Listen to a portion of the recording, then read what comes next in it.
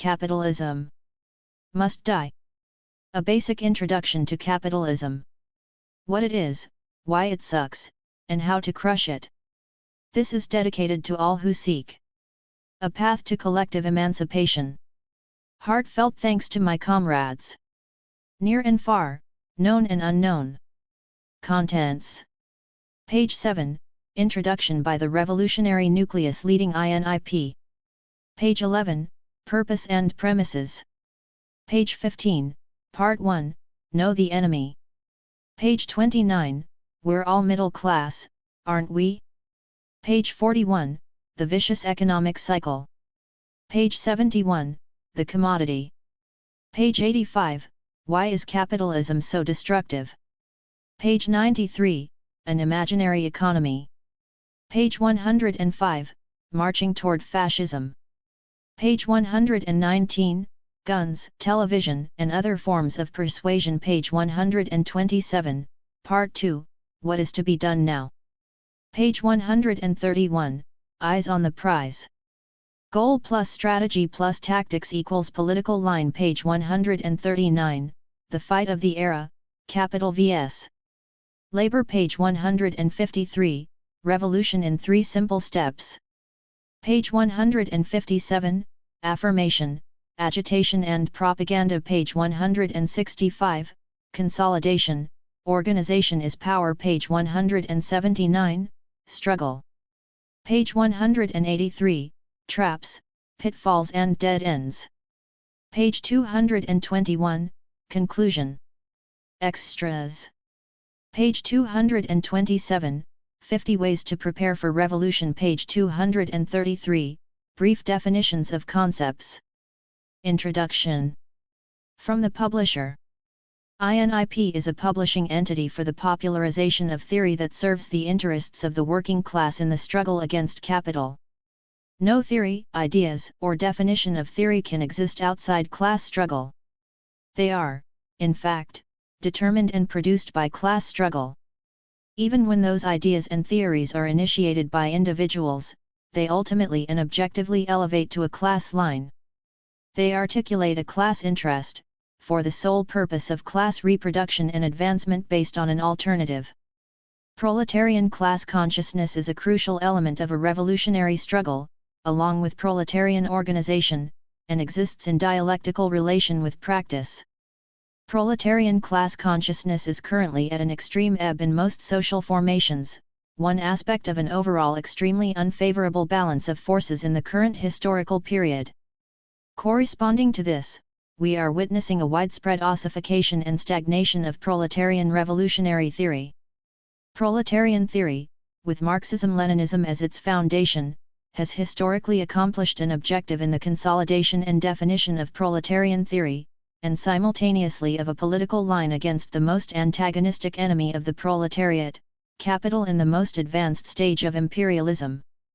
Marxism marks the triumph of a theory and a political orientation over others at a particular stage in the development of capitalism, and Leninism marks the triumph of proletarian theory at the stage of imperialism. We are still in the same period. Class struggle hasn't brought us to a new stage, as other political trends have declared. The fundamental contradiction is still between capital and labor. But in this stage of imperialism, Marxism-Leninism has reached period of maturity as the foundation of proletarian theory, and it is now necessary to make this theory the collective property of the working class. It is also necessary to demarcate from the current recuperation and distortion of proletarian theory by a section of the petty bourgeoisie, who is becoming radicalized during the current crisis of capitalism, in response to losing stability. This has resulted in a left that is largely dominated by their petty bourgeois interests, and is consequently mired in sectarianism, dogmatism, opportunism, and populism. The petty bourgeoisie has a notion of private property based on their own material conditions. They don't own anything, nor do they produce surplus value, but are involved in the circulation of capital. Because of the ideological effects of this relationship to production, they have come to view their own individuality as their only private property. In this period of crisis, they seek alternatives that correspond to their specific class demands. Thus the radical petty bourgeoisie, though well-intentioned, are attempting to claim Marxism-Leninism as their own private property, by identifying their struggle and interests as the struggle and interests of the working class. By conflating these two distinct classes, they are effectively erasing the working class struggle, and its intermediate objective of proletarian dictatorship. The petty bourgeoisie is a non-autonomous class, historically incapable of offering an alternative to capitalism. They must ally with either of the two fundamental classes. Normally they side with the bourgeoisie, but as they are squeezed harder by capitalism, they are pushed toward attempting to ally with capitalism's fundamental enemy, the proletariat. In the process, they gravitate toward an appropriate Marxism-Leninism as their own, but deform it to serve their own class interests.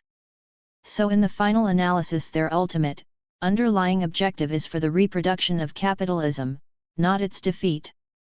The fact that this includes some enlargement of bourgeois democratic rights does make them progressive in some instances.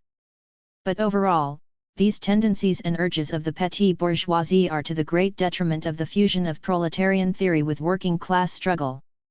Now historically, we are facing the total bankruptcy and failure of the leadership of the radical petty bourgeoisie in the international struggle, which has consolidated the ossification and stagnation of proletarian theory.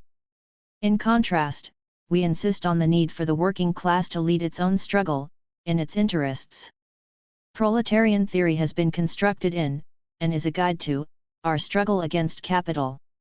Only when the proletariat appropriates its theory, can it accomplish its historical task of leading the struggle to emancipate the world from capital, and achieve its objective final goal, the abolition of private property. Toward this end, we are attempting to advance and assert proletarian theory for a proletarian line. During this period of imperialism, we must elevate proletarian theory to become the collective property of the international working class. How does this orientation manifest in reality? 1.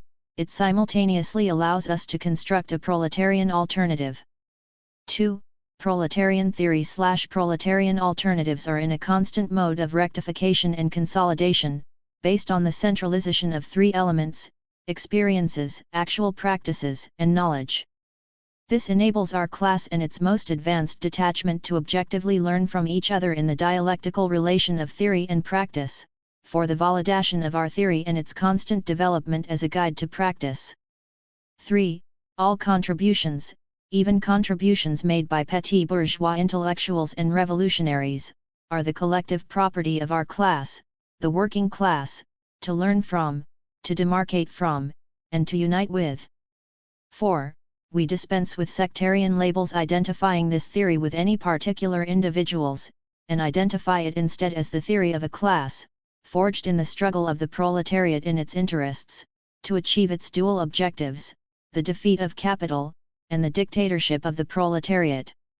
This book Capitalism Must Die, though attributed to an individual, with corresponding limitations, is a product of our ongoing collective struggle to consolidate the theory of our class and assert a corresponding political line. It is part of the collective property of the working class. This is the reason INIP has chosen to publish it. By the Revolutionary Proletarian Nucleus leading INIP. January 9, 2014. Purpose and premises. The purpose of this project is to contribute to a collective process of analyzing our objective conditions and clarifying concepts in service to the struggle to defeat capitalism. It rests on, and elaborates, several basic premises. Premises. The capitalist system is evil and omnicidal. It needs to stop. It will not disappear or collapse by itself. If allowed to continue, it will devour all life on earth. Capitalism can only be eliminated by overthrowing it in a collective revolutionary process. It cannot be reformed out of existence, escaped, or replaced from within. Capitalism is a continuously expanding mode of production. Capital struggles for its own self-reproduction. Capitalists accumulate surplus value, which is converted into more capital, through the exploitation of workers as they convert the natural world into commodities. The fundamental contradiction of capitalism is capital versus labor. Its manifestation is the social relationship of domination of one class by another. Its expression is class struggle. The working class, or proletariat, is in an antagonistic and strategic position in relation to capital. In liberating itself, it liberates all the dominated classes. The proletariat is the only class able to offer an alternative to capitalism. All other classes will tend to reproduce it or some other form of class society. In the current crisis of global capitalism, objective conditions are ripening for revolution, but subjectivity is lagging, weakening popular mass struggles. In order to fulfill its historical mission, the proletariat must become class-conscious and appropriate its own theory, which is the synthesized knowledge gained from its own struggles. Theory is collectively constructed in the process of class struggle. It can't develop separate from practice. In the dialectical relationship between theory and practice, practice is primary and determinate. Theory is for the purpose of practice, to transform social relations. There is, of course, a rich body of revolutionary theory of great breadth and depth that is being added to every day. It's impossible for anyone to keep up with it all. So why am I bothering with this project? My 3 goals are as follows. 1. To introduce and popularize some basic concepts and ideas, in accessible terms, that may assist others in their current practice or in becoming active participants in the struggle. 2. To use and offer it as an organizing tool. 3. To further my own clarity. I find great insights in the work of others, but I understand ideas better if I relate them to my own experience and write them down in my own words. 12. Some points on method. 1. This is not an academic exercise or an artist's self-expression. I'm doing this in the service of revolution, and for no other reason. Theoretical clarity for its own sake is pointless intellectualism, instead it should be a guide for action. 2. What I write represents my current interpretation of reality, which is constantly developing. No one's understanding or ability to communicate can ever keep up with the rate of change of reality itself. 3. No individual can comprehend all the aspects of how society works or how it can be transformed, or precisely what future new forms it may take. No group, even, can comprehend it. Reality can only be fully appropriated by a class as it emerges and defines itself through struggle. The precise path of transforming society cannot be predicted in advance, but only perceived through the act of transforming it. 4. I may revise my work at any time. It is dated according to its latest revision. 5. I'm producing this as an individual, but it is the product of a collective and historical process. Theory is shaped by revolutionary militants past and present, and we build on the work of those who have come before us. Karl Marx laid the foundation of proletarian theory with his analysis of capital. Countless others have since contributed to it. 6. Constructing theory and organization are intertwined, and I participate directly in organized collective discussion of theory. That includes this specific work. It is not my property. 7. Ideas, like history and everything else, advance through struggle. Feedback, including constructive criticism, is always welcome and appreciated. Part 1. Know the enemy. Capitalism is evil. Capitalism is the dominant mode of production in the world today, the legacy and current manifestation of about 10,000 years of class-divided society. During the past 500 years it has overtaken other forms of production and developed into an integrated global economy that subjugates every aspect of contemporary life. The nature of capitalism is omnicidal. This is not simply a moral failing or a mistake, it's built into the mechanism of how it functions. Global capitalism, as an ordinary, integral part of its functioning, annually kills 10 million children under age 5 because it's not profitable to save them. 1. As part of its normal functioning, it has cut down 78% of old-growth forests. It kills 100,000 people in the US annually because it's not profitable to provide them with adequate health care. It has wiped out 93% of the large ocean fish. 300,000 people die each year due to climate change. 200 or more entire species become extinct every single day. Untold millions of dead are its direct victims. The direction of global capitalism is clear, increasing hunger, sorrow, misery, and death for the majority, while a few bloated parasites feed off the life energy of the world. Profit is a cruel imperative. Capitalism has lost its right to exist. Most of these children die from easily preventable and treatable causes such as birth complications, diarrhea, pneumonia, measles, and malnutrition. State of the World's Mothers 2008, Closing the Survival Gap for Children Under 5, Save the Children. 2. Pablo Solon, Bolivia's ambassador to the UN, Democracy Now!, December 6, 2010. 17. Global capitalism is a system. It dominates society economically, ideologically, and politically. It shapes what we think, the ways we spend our time, our moods, our hairstyles, which TV shows we find amusing, whether we prefer popsicles or strawberries, the colors of our t-shirts, who we love, and how we die. Each social formation is defined by its mode of production. The current dominant mode of production is capitalism. Our livelihoods have been threaded into this system, this giant social machine, like so many wires and tubes, so that we have become as dependent upon it as it is upon us. Mechanics called politicians are appointed to keep the colossus oiled and functioning smoothly. They hire economists to tell them how to do it. They promote culture that pacifies its billions of victims. It hires police and armies to protect it when its victims become disgruntled. This exploitation machine has taken over all our lives and spans the globe.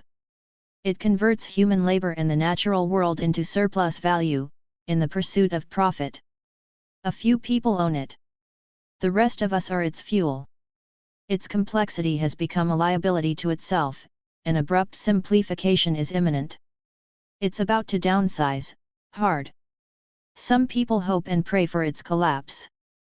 But it will not collapse. The machine will be simplified, but it will still run.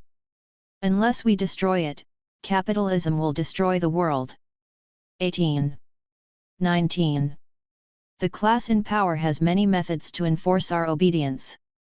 It uses physical means, such as controlling our basic needs of food and shelter. Social structures, the nuclear family and the fracturing of community keep us scrambling for survival in isolated units. Laws thwart us every time we turn around. They keep us mired in piles of paperwork. They use the strategy of divide and rule very effectively, so we attack one another rather than our common enemy. They divert us into false solutions such as elections and activism for its own sake. They use the media and culture to whip up our outrage over secondary issues so that we fail to address our fundamental problem.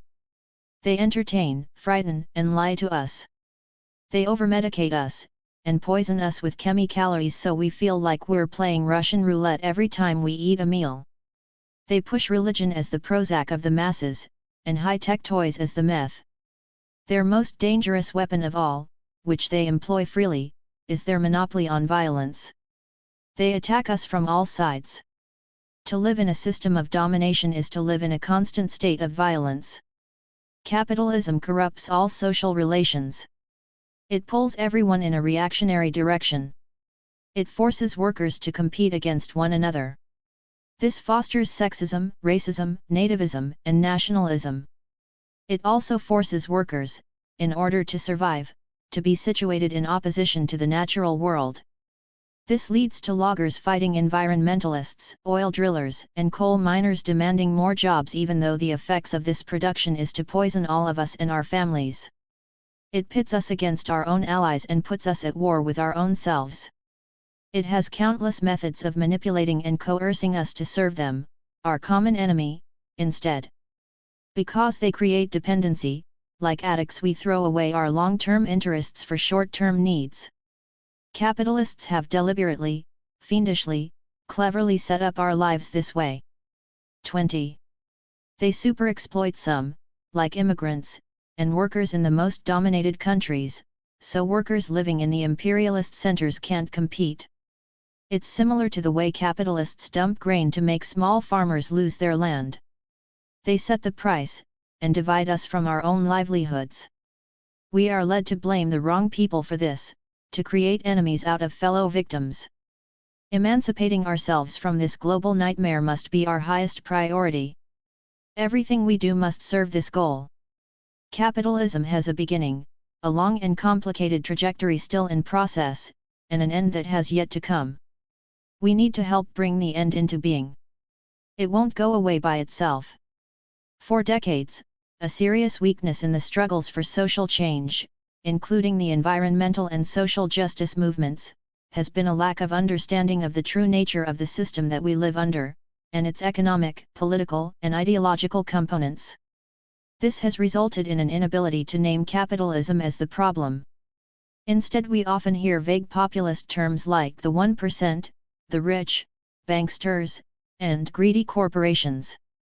But the problem goes much deeper than the depravity of any particular individuals or institutions. It lies in the structural foundation of the entire way of life that currently dominates the globe. Before we can explore our way out of a problem, we need to come to a common understanding of what the problem is. We need to comprehend the structured processes and relationships that determine why we live the way we do.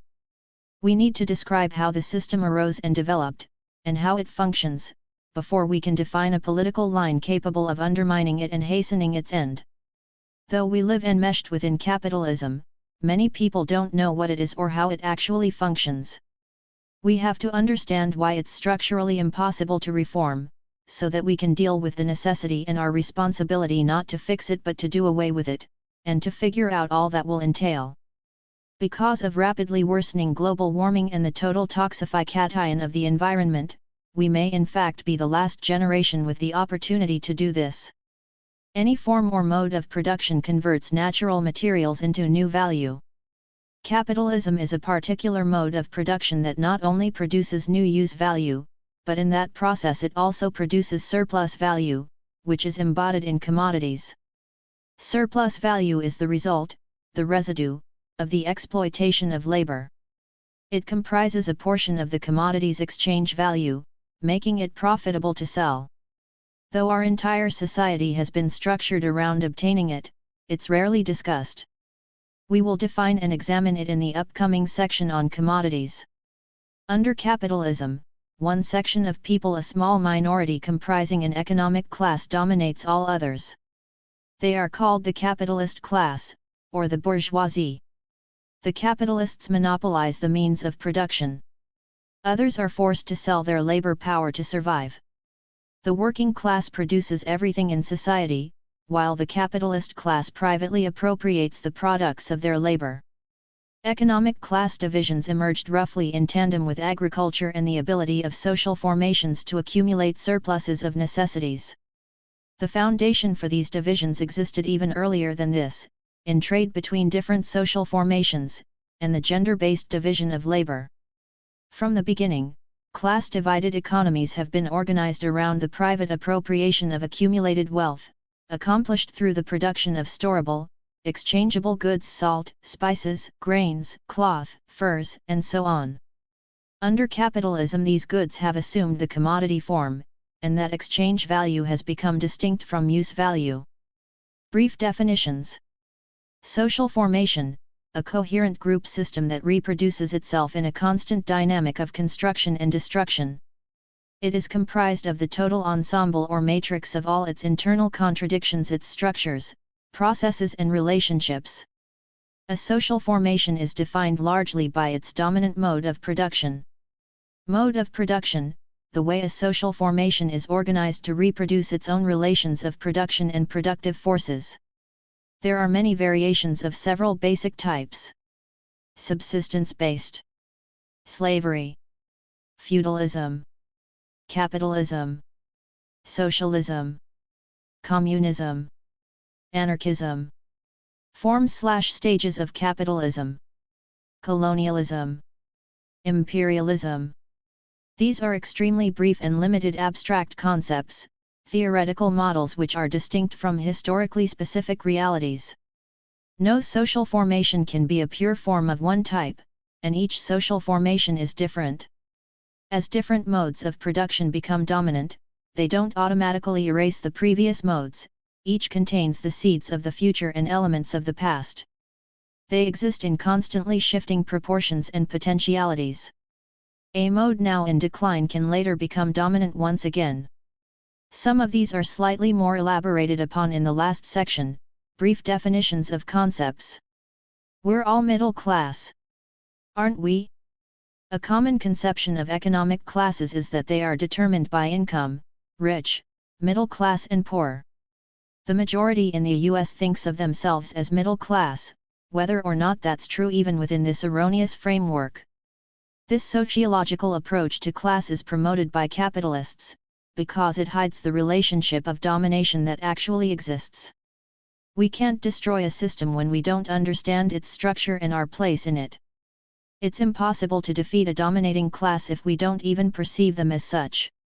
The promotion of the concept of the middle class is an ideological act of aggression by the bourgeoisie to deny the class polarization inherent in capitalism. Their aim is to reinforce their own class dominance by making it invisible. The myth of the middle class erases class struggle. Classes in fact are defined by their relationship to production. Who owns the means of production? Who produces value, and who profits from it? Who controls the process and the products? The answers to these questions determine one's class position in a society. Classes exist through their constant struggle to survive, to reproduce themselves within the context of the structural conflict between them. Classes are the effect, the result, the embodiment of the social relations of domination that are continuously generated by the prevailing form of economic activity. Between the main contending classes in the slavery mode of production, it is obvious which class dominates the other. Between the main contending classes in the feudal mode of production, it is easy to see which class has control. But under capitalism, the relationship between the main contending classes is obscured. Exploitative social relationships are mediated and concealed by the marketplace, by the buying and selling of objects. The myth of the market is that free agents exchange commodities of equal value, in the form of money, goods, and labor power. In fact, the capitalist class, using its economic, political, and ideological hegemony, dominates every aspect of these transactions, employing coercion and exploitation to ensure their own profit at the expense of everyone else. Basic breakdown of classes. Under capitalism. These are extremely brief and general descriptions. Classifications have limited correspondence to the complexity of reality. Still, they can be practically useful. There is in fact overlap, movement and blurring between classes, particularly at both ends of the petit bourgeoisie. There are various fractions of each class, with specific secondary characteristics. There is much disagreement about the precise limits and boundaries of each category, as well, and thus about who is included within each. That said, it is clear that capitalist society is divided into two broad camps, those who own and control the means of production, and everyone else who is dominated by their system, the popular masses, which include the working class plus sections of the petit bourgeoisie and lumpen proletariat. The fundamental contending classes are the capitalist class and the working class. Dependent family members are considered to belong to the same class as the main household economic agent. The capitalist class. These are the people who own the means of production and distribution, and or control the process through which capital self-expands. They are the beneficiaries of the productive process. They acquire and accumulate the surplus value created through resource extraction and labor exploitation. Those who benefit by representing this class are also effectively members of it. 34. They include owners, executives, and major shareholders of large companies and corporations. Large property owners. Major money lenders, bankers, investors, and financiers. Drug lords. High-level managers. High-level politicians. High-level mainstream media functionaries. The working class. In short, this class generates surplus value in the process of production. They apply labor power to raw materials to produce commodities, which are appropriated by capitalists. As commodities are exchanged for money, surplus value is realized as profit, and then reinvested as new capital. This is the core of capital, the material manifestation of its existence and expansion. It is what allows capital to reproduce itself. Some delineate this class more broadly, as all those who own nothing except their ability to work, which they must sell to capitalists in order to survive. But not every working person, laborer, employee, or wage earner is a member of the working class. What defines this class is that their labor power is used by capitalists to produce surplus value. The production of surplus value is the criteria that makes labor power productive. They include industrial workers, skilled and unskilled, construction workers, agricultural workers, workers involved in resource extraction such as miners and loggers, many unemployed workers who are still seeking work. Petty bourgeoisie. This class includes people who may own some form of capital on a small or individual level, not enough to generate more capital, but enough to keep themselves going. This can be physical capital, such as a shop, or intellectual capital, such as a degree in engineering. These forms of personal capital require some investment and enhance their earning ability. The upper strata of this class aspire to belong to the bourgeoisie, and they identify ideologically with that class. The petty bourgeoisie also includes service employees, who are non-productive laborers/working people. Service employees have no access to any means of production, and are often heavily dominated in the exchange of their services for wages. This tends 36 to bring them closer, ideologically, to the working class. The petty bourgeoisie is not an autonomous class. Because the fundamental conflict in capitalism is between the bourgeoisie and working class, the various strata of the petty bourgeoisie exist in the camp of either of these two fundamental classes. Their interests, along with their loyalties, will mainly tend to attach to whichever of the two fundamental classes is currently dominant.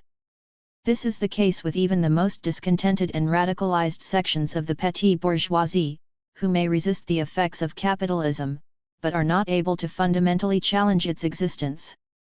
This wide-ranging class includes small entrepreneurs and business owners, skilled professionals such as doctors, lawyers, engineers, programmers, baseball players, intellectuals such as artists, writers, and academics, teachers, journalists, firefighters, police, social workers, bus drivers, family farmers, small-time drug dealers, white-collar employees such as office assistants, telemarketers, cube farm data jockeys, service workers including sales clerks, sex workers, healthcare, and hotel workers. Lumpen. Lumpen are those who have no relationship to the social productive process, as well as no independent means of subsistence. They can have roots in or identify 37 with either the proletariat or bourgeoisie, but are declassed. Those in the lumpen proletariat are people who have no access to capital, and for whatever reason, cannot or do not want to sell labor power. They may become dependent on the state, friends and family, or charity, or meet their needs through petty theft, panhandling, or some combination of dumpster diving and couch surfing. Those in the lumpen bourgeoisie are people who have access to large amounts of capital, but instead of reinvesting any of it, they consume it all. These can be the adult children of capitalists, who live off their parents' or trust funds. They may also acquire their wealth through embezzlement, corruption, and other forms of extralegal thievery. Outside class society. People who meet their own needs independently without being integrated into the global economy, such as hunters/foragers. Their existence, which requires access to land that remains free of any private control or ownership, is constantly threatened and attacked. The vicious economic cycle. The march of commodities from earth to assembly line to landfill is the basis of, and is represented by, the circulation and accumulation of a very abstract form of wealth, which is money. Capitalism is, on the one hand, a social relation of domination. It is also an economic process, the endless flow of money to commodity production for the generation of more money. But it's not linear, it's both cyclical and progressive, like a spiral. Here's a simple representation of the process and its major nodal points. Got that? I'm kidding. Actually, it's way more complicated than this. Here's an extremely simplified, and necessarily incomplete representation of capitalism's basic economic structure. Since this is a cycle, the ultimate vicious cycle, we can start at any point. Let's start with what the capitalist starts with: money to invest. A bank or a queen or anyone who already has accumulated surplus wealth extends a line of credit to some explorer to gather a group of armed thugs, go out into the world, locate wealth, and steal it. This first part of the process consists of the expropriation of land and extraction of natural resources. This is also called original, primitive, or primary accumulation. We are sometimes told that this was a practice confined to the colonial period, but it's ongoing. One of today's great investment opportunities for imperialists is land grabbing in Africa, Asia, and Latin America for export-oriented mechanized monoculture agribusiness. The World Bank provides capital for multinational land investors and speculators, who, from 2001 to 2010, have already taken 203 million hectares of land. World Bank loans to the agribusiness sector totaled $6 to $8 billion in 2012. 56 to 63% of all arable land in Cambodia has been sold to private investors. More than 30% of land in Liberia has been sold off. As of 2012, 5% of the entire continent of Africa's agricultural land has been sold or leased to foreign investors. In the meantime, 21 formal complaints have been brought against the World Bank by communities whose land rights have been violated. 3. Our Land Our Lives, Time Out on the Global Land Rush, Oxfam Briefing Note, October 2012. There are many ways that imperialists accomplish the expropriation of land, including overt war, and more subtle means like grain dumping to destroy subsistence farmers. This theft accomplishes a few things in favor of capital. The conqueror can use that land and extract whatever is in it and on it. And as the people are dispossessed, no longer able to live on the land, they are compelled to move to cities and become dependent on jobs. This is how the working class is created and continuously resupplied. It also creates the consumer. Without land, we have to buy food, shelter, and all the other things we need. The next part, the key part of the cycle, is production. The defining features of capitalism are right here at the point of production, the exploitation of labor in the conversion of natural materials into commodities that embody surplus value. We'll return to that shortly, to describe the process in more detail. It's important enough to require its own section. Meanwhile, another way that the capitalists add value to their products is through the externalization of costs. Basically, they're not paying the full production costs for the commodities. Pollution from the production process is discharged into the environment. The numerous and serious consequences of this, never mind the cleanup which never happens, are not paid for by the capitalist who caused the problem, but by us, by society as a whole, and by all the living beings on Earth who are affected. In fact, none of the world's industrial sectors that are in the top 20 would be profitable if they didn't externalize costs. 4. For natural capital at risk, the top 100 externalities of business, report by Trucost, April 15, 2013. Other capitalists are running this same cycle at the same time. All their commodities flow into the marketplace. Competition is a major economic driving force of capitalism. Capitalists compete against each other for the sale by outmarketing each other or by undercutting each other in price. Usually both. This puts pressure on the rate of profit to fall. To remain competitive, the capitalists are forced to continuously cut the costs of production. Wages are the largest variable cost in most businesses, so there's tremendous pressure on capitalists to keep them as low as possible. To accomplish this, even during periods of high employment, they manipulate the economy to keep the unemployment rate at about 5% or higher, so there are always plenty of desperate people competing for jobs. They move their factories to countries where wages are the lowest they can find, and where repressive governments prevent workers from organizing. They pressure laborers to work longer days, and they escalate productivity so that each worker produces ever more surplus value per hour. Competition drives technological development as each capitalist pursues ever-increasing efficiency and speed. They mechanize their factories to minimize the number of workers and to stay ahead of one another. Smaller companies that can't keep up are driven out of business or bought up by larger ones, forming monopolies in certain sectors. 4 companies control 90% of the world's grain production. 4 airlines hold 80% of the market share in the US. eBay controls 90% of the online auction market in the US and Europe. 33% of all laptops in the world are produced by one company.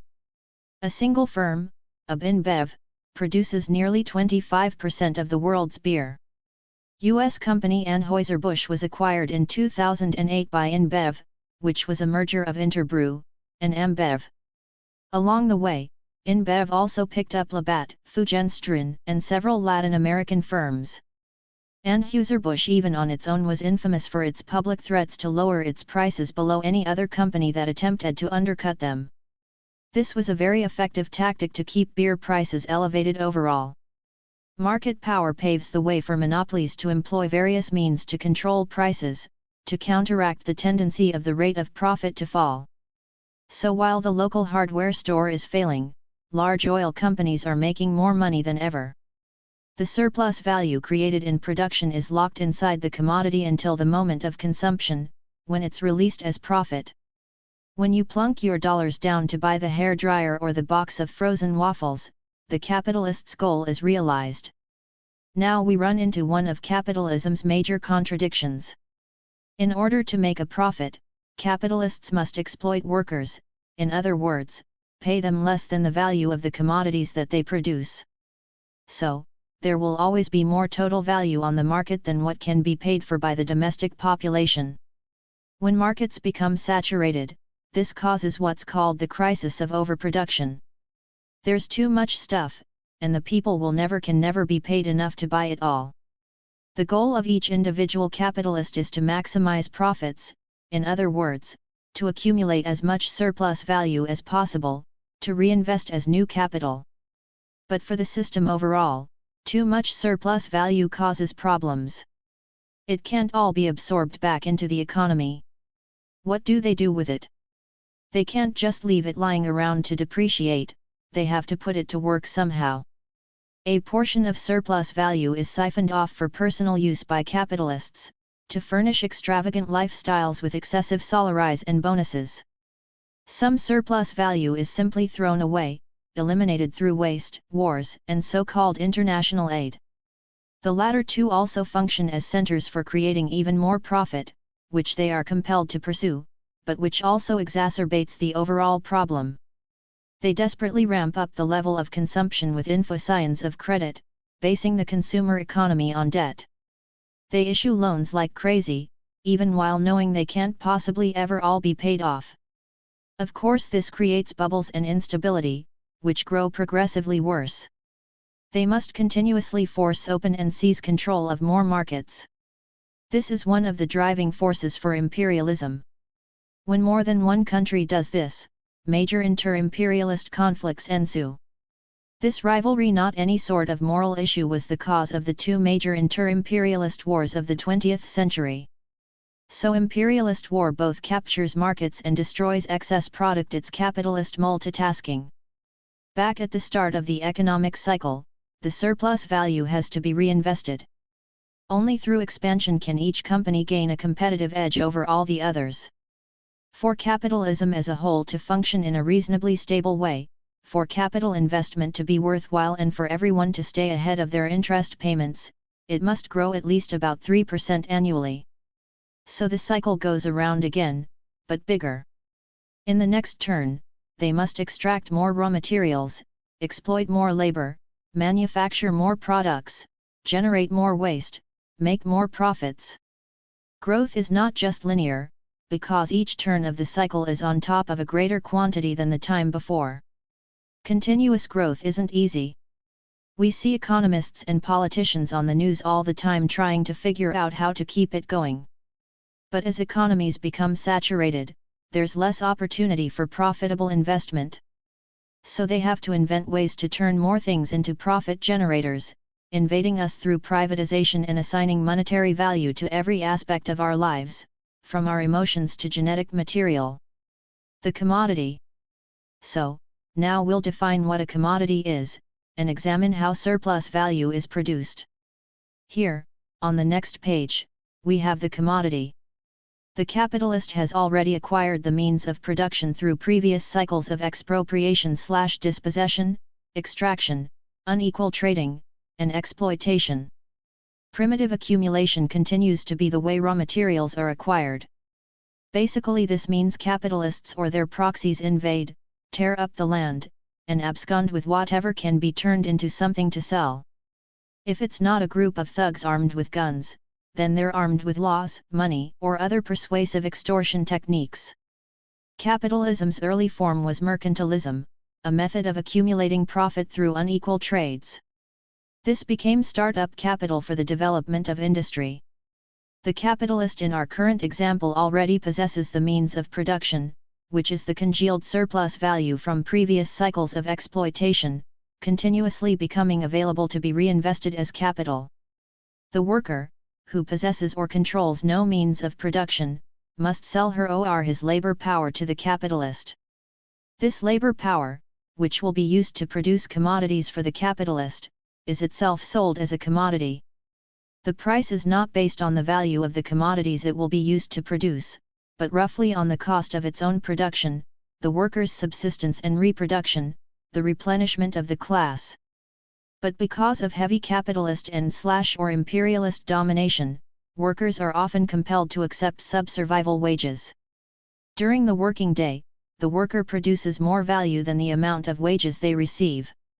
The labor power that produces that extra value is not paid for. It is surplus value.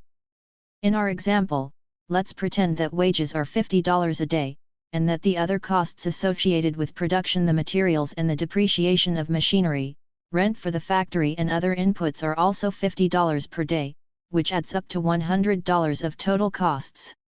The capitalist puts the labor power to work. Let's say each worker produces goods worth $50 every hour. That means the costs associated with production $100 of wages and inputs are covered within 2 hours. Then the rest of the day, whatever the worker produces is surplus value. If the working day is 8 hours, the surplus value will be $300. The value of the product is all that put together, $400.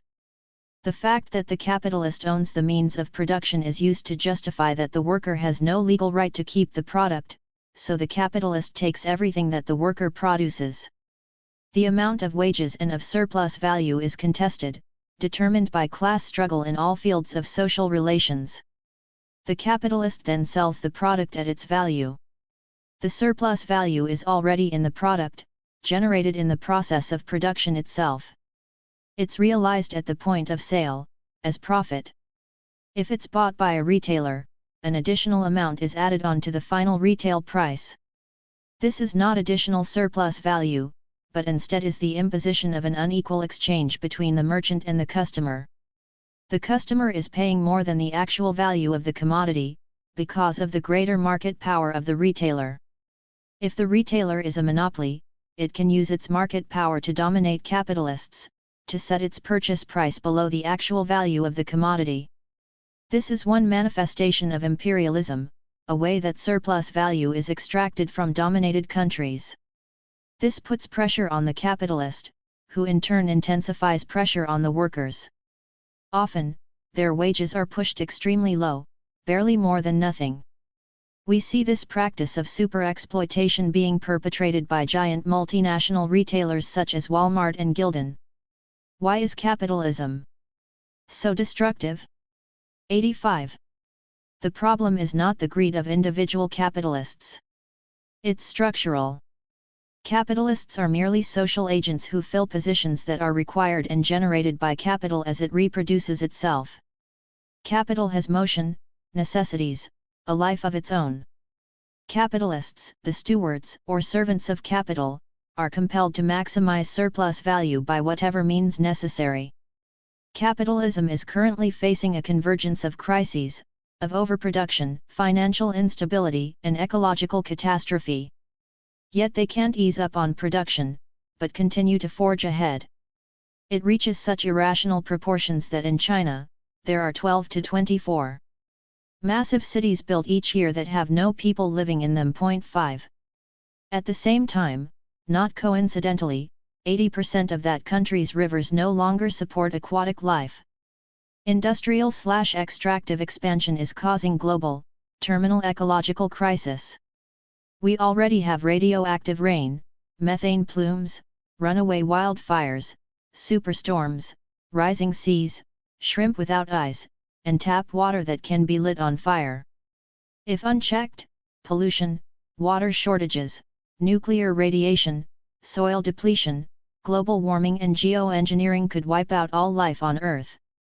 But the internal structural economic crises are, for capitalists, even more urgent than the ecological crisis. The ecological crisis is simply collateral damage, an effect or consequence of their main pursuit. The capitalist growth imperative cannot be denied.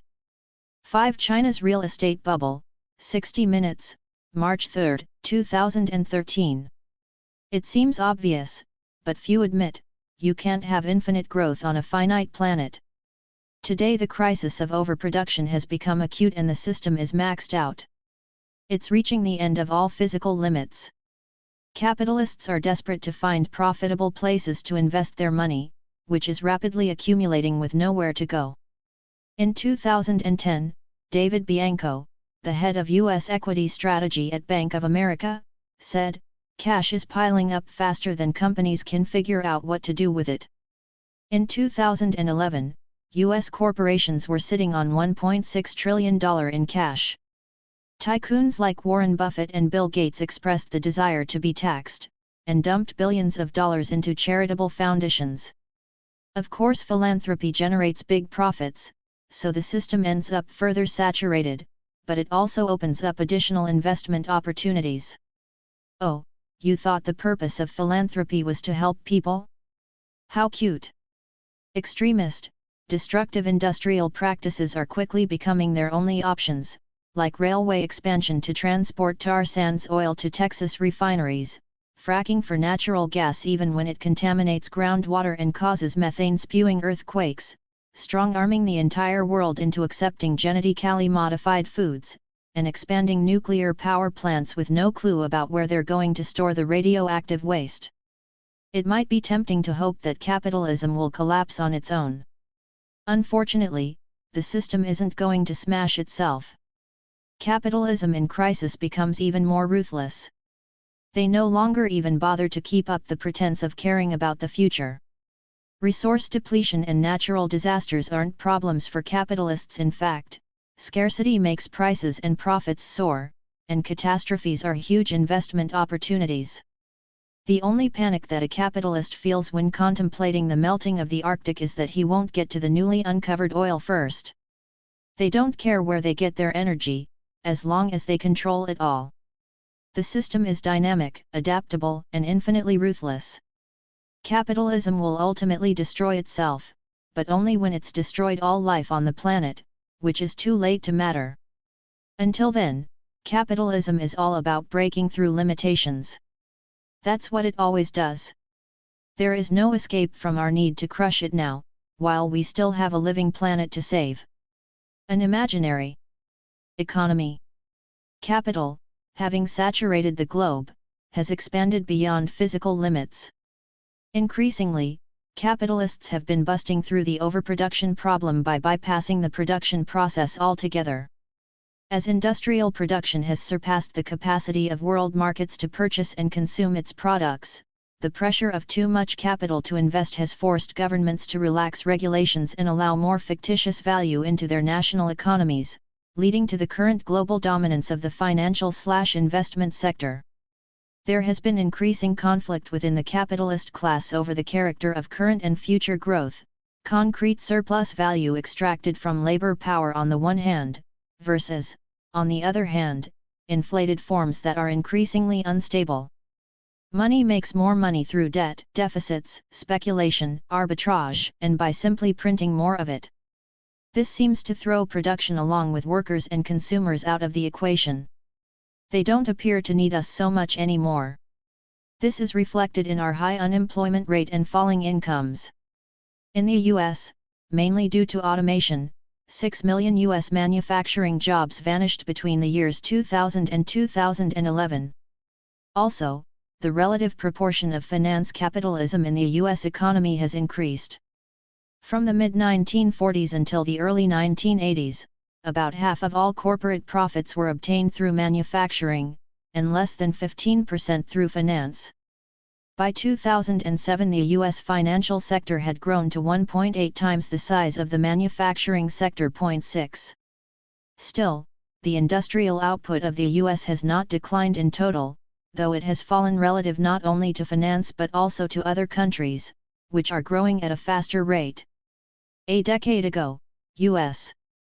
manufacturing was the largest in the world, 4 times greater than China's. Today the US has slipped into second place after China. In 1970, the US produced 29% of the world's commodities. By 2009 it stood at 18%. 0.7. Commodity production is still the largest part of the global economy, but finance has risen more rapidly, increasing its proportion relative to industry. In 1978, 2% of global profit came from finance. By 2011 it increased to 42%. 0.8. So the rising influence of finance capital on the economy is considerable, and it's destabilizing. But producing more commodities is destabilizing too. Capital's escape from production and ability to find refuge in the ballooning financial industry is merely relative, partial, and temporary. It's not a long-term solution for the crisis of overproduction, but merely prolongs the agony.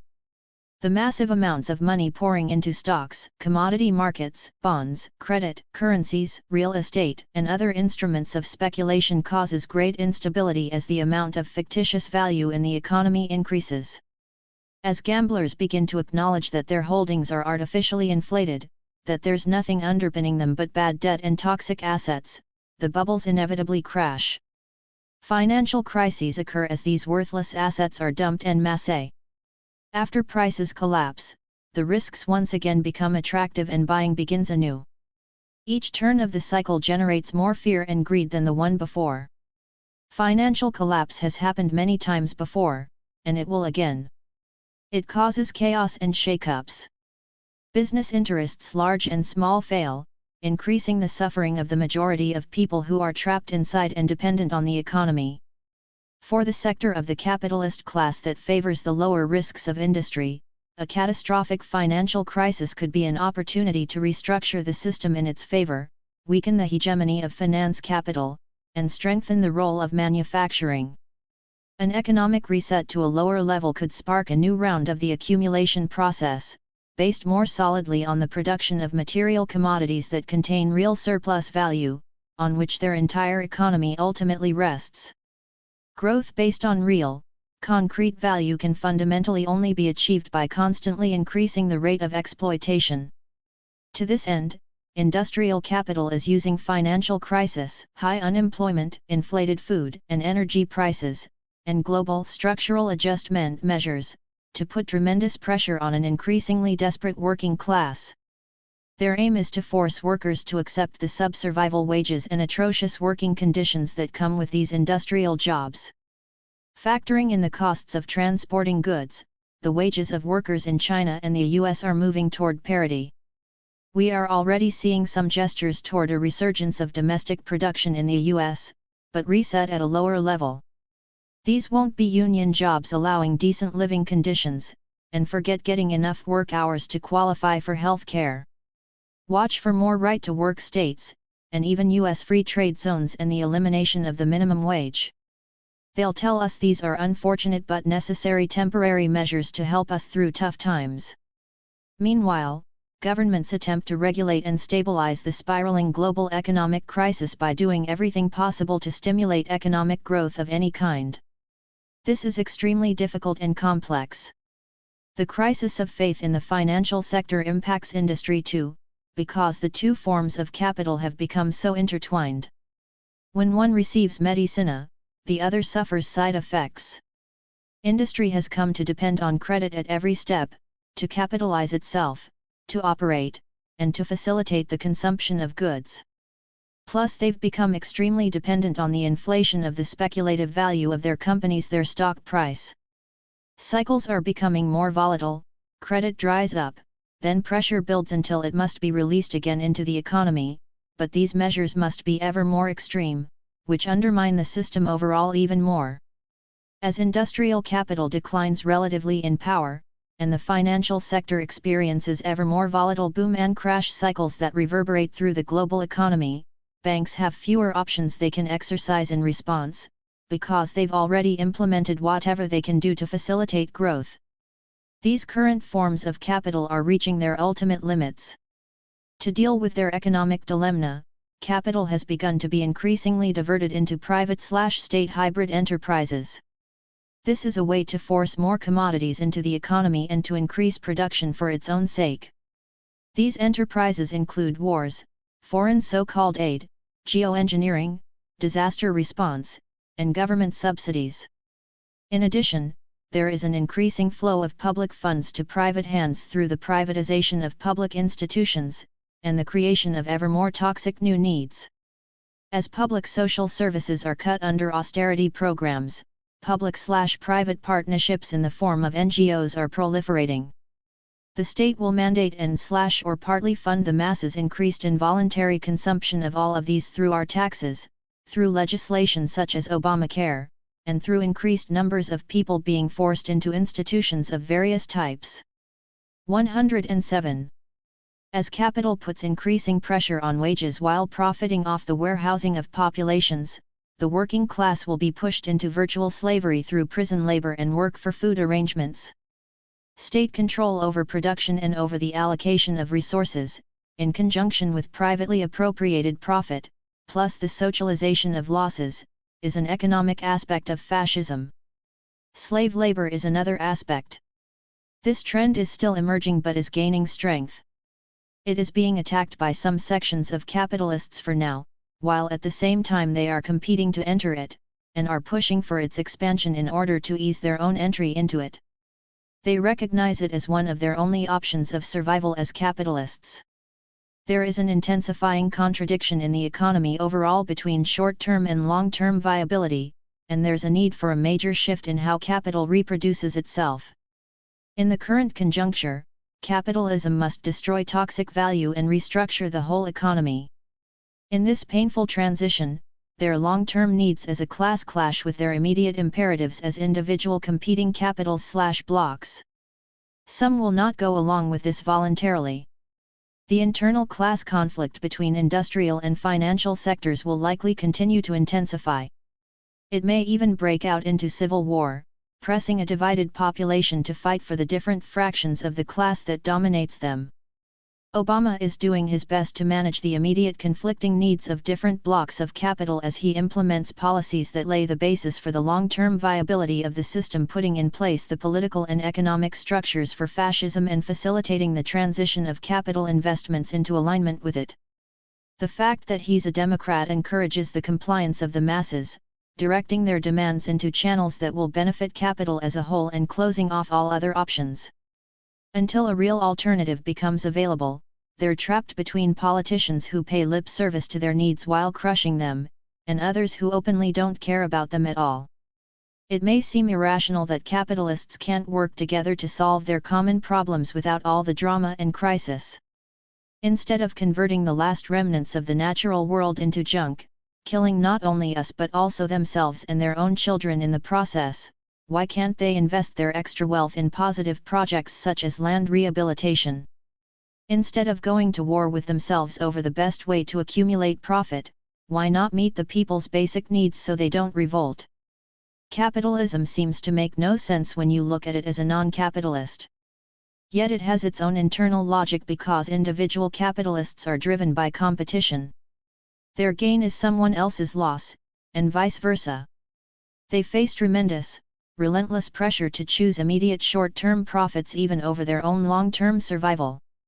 For them, it is each against all. They can cooperate to a certain degree, and they do, but the relationship between them is essentially antagonistic. Competition is their default setting. When forced to deflect immediate catastrophes, they do manage to act collectively through the political representatives of the particular sections of their class, and through the state as a whole, which represents their class as a whole. A recent example is their raising the debt ceiling barely in time to remain solvent another day. Because each capitalist must protect its own bottom line above all other concerns, each one is in a permanent mode of vicious rivalry against all the others. They are incapable of sacrificing short-term gain for long-term benefit, even to save themselves. Their decisions are not based on what's good or rational, they're based on what makes the most money at that moment. What will make the most profit in the least amount of time? This, and only this, is what they are driven to do. They really have no choice. The individuals can't decide on their own that they're going to change that system, or even behave in a slightly less evil manner, because their competitors will push any advantage and drive them out of business. Capitalists are driven by a blind imperative to pursue the most accessible and immediate and highest possible profits, no matter how irrationally they're obtained, and regardless of their personal desires. They can't care whether or not what's produced is useful or good. For destroying the environment to maximize profits, executives get promoted. For changing their policies out of concern for the environment or the well-being of people, and consequently making less profit, they'd be instantly replaced. Guns, television, and other forms of persuasion. You may wonder why anyone would put up with this miserable nightmare for even 1 second. We do because of the superstructure, the ideas and political institutions that we can picture as a shell around the economic structure, both supporting it and shaped by its needs. The superstructure is made up of the political and the ideological fields. The political field. The sole purpose of the state is to keep the flow of capital running smoothly. It administers and regulates the process with its government and legal system. It regulates both the relations within a single class, and between different classes. It enforces the dominance of the capitalist class with its military, police, prison complex, and security apparatus. The ideological field. The prevailing ideology of any society serves the interests of its dominant class. The only ideas allowed to participate in the capitalist marketplace are pro-system, any others are either actively suppressed or starved of support. The dominant culture tells us how to think and behave through the stories and myths of mainstream media, entertainment, and religion. It indoctrinates us in its schools. Its traditions train us in habits of individualism, competition, and subservience to authority. Its ideologies reinforce structural oppression to divide the working class, such as misogyny, racism, homophobia, xenophobia, and nationalism. The nuclear family is a self-policing social unit enforcing the domination of children and women, a personal mini-state right inside our own homes. Is this all there is? You can't live without me, commerce asserts I feed you. Competition is natural, says science. Shut up and obey, snarls Homeland Security. Don't complain, says your supervisor. Advertising reassures us that the latest pill or consumer item will numb our pain. The talking heads of corporate media decide for us what matters and what doesn't. The entire weight of this culture whispers without pause into our ears, the way things are will always be. The multitudinous voices for the status quo jabber so relentlessly that we start to believe that they're coming from inside our own heads. Not only do we refrain from taking action, many of us even dissuade others from doing so. How often have you heard the following? There's no point. You can't win. They'll fire you or kill you if you speak up. You'll end up unemployed, in prison, or dead, for nothing. The enemy is too powerful. No one else will join you. There will always be inequality and injustice. Human nature is greedy. Just take care of yourself and your family. Grow up. Nothing will change. It's not worth it. Are these arguments true? At least partly that's why they're so convincing. Social transformation is indeed difficult. It's a long shot, with an uncertain outcome. It requires determination, risk, 124, and sacrifice. However, they're also partly not true. Many well-intentioned people justify inaction by allowing themselves to be convinced that nothing can be done. But if they were honest, they would admit that even if something could be done, they still wouldn't stick their necks out. Especially if the results aren't guaranteed. They believe that to act, and possibly fail, is not worth risking whatever level of security they currently possess. Heartless as that calculation may seem, it's not wholly irrational. Why would you throw yourself at the machine and possibly lose your freedom, or even your life, and make your family suffer, if it has only a slight chance of accomplishing anything? Really, why would you? Why does anyone? Because there is that chance. And we want to, need to, take it. If we don't, the alternative will be unbearable, unlivable. Without people willing to stick their necks out, the United States would still have slavery. Women wouldn't be allowed to vote. The 14-hour workday would be the norm. The United States military would still be killing people across the world. Oh wait. Nothing changes, until people decide to make them change. Until we decide to make them change, to act even if the odds are against us. Silence those cynical, hopeless, enemy voices. Raise our own. We need to break through this superstructure to smash the economic core of capital. We have to stop the production of surplus value, which is what allows capitalism to reproduce itself. Part 2. What is to be done? Now? How to smash capitalism? If it was easy, we'd have done it 1,000 times already. There is no magic formula, no the answer. But there is a rich history of experience, previous attempts resulting in advances and setbacks, from which we can learn lessons and draw certain principles. If we want to emancipate ourselves from this omnicidal nightmare, then we must organize ourselves, must become strong enough so that we can both defeat capital and offer an alternative. Only through collective struggle can we dispossess the dispossessors, take back our collective means of subsistence, and defeat capitalism as a system. As a result of that process, we can begin to build a way of life that is sustainable and free of class divisions and all forms of domination. Eyes on the prize. Goal and strategy plus tactics equals political line. Begin with the end in mind. The future we get, insofar as we have influence over it, will be shaped by the goals we define today. Our goals in turn determine our strategy. And our tactics, our day-to-day activities, flow from our strategy. We have to get each part of the sequence right. If we err in our aim or trajectory, we'll wind up somewhere we never wanted to go, our efforts all in vain. We need to develop our capacity to analyze political and social phenomena. Any effective political agent must develop a political line. It will be more or less correct, or correspondent to reality, depending on our current level of theoretical and ideological maturity. Our line is our backbone, the foundational structure that determines our struggle as a whole. All our actions are built upon this. A correct line will determine what we understand to be important and what can be ignored, and allows us to creatively and intelligently assess and respond to every situation that arises.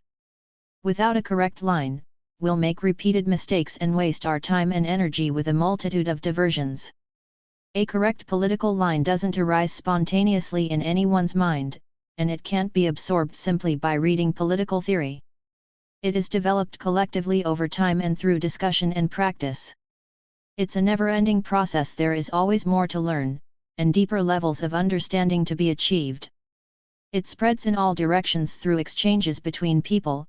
A newly active person has much to teach a seasoned veteran, and vice versa. A strategy for social transformation can be distilled down to 132 elements: affirmation, consolidation, and struggle against the enemy. These basic elements can be endlessly interpreted and elaborated upon, and worked out to the most minute detail. Decisions must be made, where to draw the line between you and the enemy. Who is your social base? Who are your allies, and how does this shift according to circumstance? What does victory look like? Will possibilities to advance likely emerge mainly from patient preparation and movement building, or through spontaneous responses to conjunctural events, or some combination of these? Every organization has to work this out for itself, collectively among its members, using lessons from the rich history of our movement, and working backward from the goal. As for concrete plans, these can only go so far and must constantly be re-evaluated. We can't know precisely what will spark off large-scale resistance or rebellion in any given place. These are always unpredictable, and sometimes don't even make much sense until afterward. Whether they substantially challenge the system or not depends on how prepared people are to push things beyond the reformist paradigm. What can be done to prepare for these moments that will inevitably occur? This is what we should be concerned with today. Too many times, out of desperation or impatience to be doing something, people jump into action without a strategy. When people put tactics ahead of strategy, they won't end up where they want to go. They might either end up in jail, useless to the struggle, or they might end up trapped in an endless, ineffectual protest mode, ambulance chasing, jumping from one Chem 133 pain to another. When we react to events without a strategy, then when the immediate urgency inevitably dissipates, so do our organizations. We need to build organizations that can withstand the ebb and flow of external events. Our first priority is to define overall goals. Then we must work backward to develop strategy. How do we get from here to there? Tactics should only be considered after those other elements are clear, and should serve those elements. We shouldn't bother with action for action's sake, but understand how everything we do fits into our overall plan. Brief definitions. Goal, the desired objective or result. This should define and guide one's actions. There can be a series of short-term objectives on the way to a relatively final one. Political line, this is the path from where we are now to where we are going. It corresponds to our interpretation of current reality and the possibilities emerging within it and determines our practice at all times. We all have a political line and are putting it into practice every day, whether we acknowledge it or not. Whether it consists of keep voting every few years and hope that someone will do something to change things or build revolutionary organizations capable of confronting the system. A political line is conveyed by strategy and manifests through tactics. Strategy, or strategic line, the long-term trajectory of practice, aiming for the ultimate objective. Tactics, or tactical line, the immediate, concrete practice corresponding to current necessities, situated in the context of the strategy as a whole. Though tactics are determined by strategy, it is through our practice of them that we can constantly evaluate whether or not our strategy is correct, or must be revised. Priorities, immediate activities, consciously undertaken in harmony with a political line. Tactics for what? There's been a lot of heated debate about diversity of tactics, particularly since Occupy. How many blog inches have been devoted to arguing about whether it's wrong or useless or awesome to break windows at a demonstration? How many conflicts among demonstrators have occurred between those who want to do it and those who want to prevent it from being done? By itself, the question is useless. Focusing on tactics misses the point. We can argue with each other for a million years whether property destruction is violence or not, whether voting is violence or not, and whether violence in the abstract is good, bad, or a necessary evil. But it is all empty debate if we avoid the main topic we should be discussing: what's it for? Action for action's sake is a stupid waste of time and energy. Everything we do should fit into an overall plan. A tactic cannot be judged outside its context. It should be a manifestation of a political line, in harmony with a strategy that has consistency between its short-term and long-term aspects. It should serve a specific goal. If you argue for a tactic, you should be able to explain how it gets us where we need to go. This shouldn't be vague, but must be worked out as a rational theory. Only with that understanding can the actual employment of that tactic, and its results, be judged as effective. The fight of the era. Capital vs. Labor. Capitalism's fundamental contradiction. All of the history of class-divided society has developed because of class struggle. Class struggle is what moves society forward. Class struggle is the means to transform society. The fundamental contradiction of capitalism is capital vs. labor. This is manifested in class struggle between capitalists and workers. Workers are exploited by capitalists in the process of the production of surplus value. This economic relationship is embedded in a social relationship, which is one of domination. To force them to produce, and to accept exploitation, capitalists dominate workers not only economically, but also politically and ideologically. The working class resists in all three fields. Class struggle is constant and inherently antagonistic. It can only be resolved by total social transformation, by the end of capitalism. The fact that capital versus labor is the fundamental contradiction doesn't mean it's necessarily the most important one. That's a value judgment that will be made differently by people depending on their positions and interests. What it means, instead, is that the push-pull of the struggle between capital and wage labor is what moves society in the direction it is going. It is the engine driving society over an economic and ecological cliff. It is only by the workers overturning and destroying this entire ensemble of social relations through which capital reproduces itself, that capitalism can be stopped. When workers emancipate 141 themselves, they emancipate all of society from the domination of capital. To accomplish this, workers must overturn political domination in order to take the means of production and subsistence out of private hands, and abolish wage labor. Only then can the motive of production be disconnected from the drive to accumulate profit. The struggle against surplus value must be led by those who produce it, the working class. This is the only class that can follow through to the end, to actually defeat capitalism and offer an alternative. No other class is capable of this. In line with that orientation, those of us directly exploited by capital have only one way forward: to organize ourselves to crush capitalism. This will require defeating and dismantling the capitalist state, and asserting sufficient power to transform the entire ideological/political/economic structures of society. For those of us who are not productive workers but are still part of the popular masses, we can weaken capital by struggling for our own interests under the leadership of the working class. Because capitalism is at a global stage of imperialism, the struggle against it is also global. Capitalists are organized internationally, we must be also. Around the world, we share a common cause and face a common enemy. Wherever we are, we must link together in our fight against both imperialism and capitalism, as well as build solidarity among all the popular classes for these struggles led by the international working class. What is a revolution? Imagine that you are in the middle of a furious crowd of people, shaking fists, hoisting signs, screaming for blood. You can't begin to count them. It seems like millions, and maybe it is filling the streets as far as you can see in all directions, in the heart of any major city. They're all fed up with being robbed at every turn by the thugs who run society. They want jobs with decent wages, healthcare, affordable food and housing, and an end to corruption, wars, police state repression and the destruction of the planet. They're demanding dignity, lives worth living. They're willing to fight. They want to win. Popular rage has been building for a long time, bubbling under the surface, popping up here and there until finally it explodes into a glorious spontaneous uprising that seems to challenge the very heights of the power structure and open up new possibilities for a better world. Let's assume that in this scenario we don't have any substantial, well-prepared revolutionary organizations. What is likely to happen?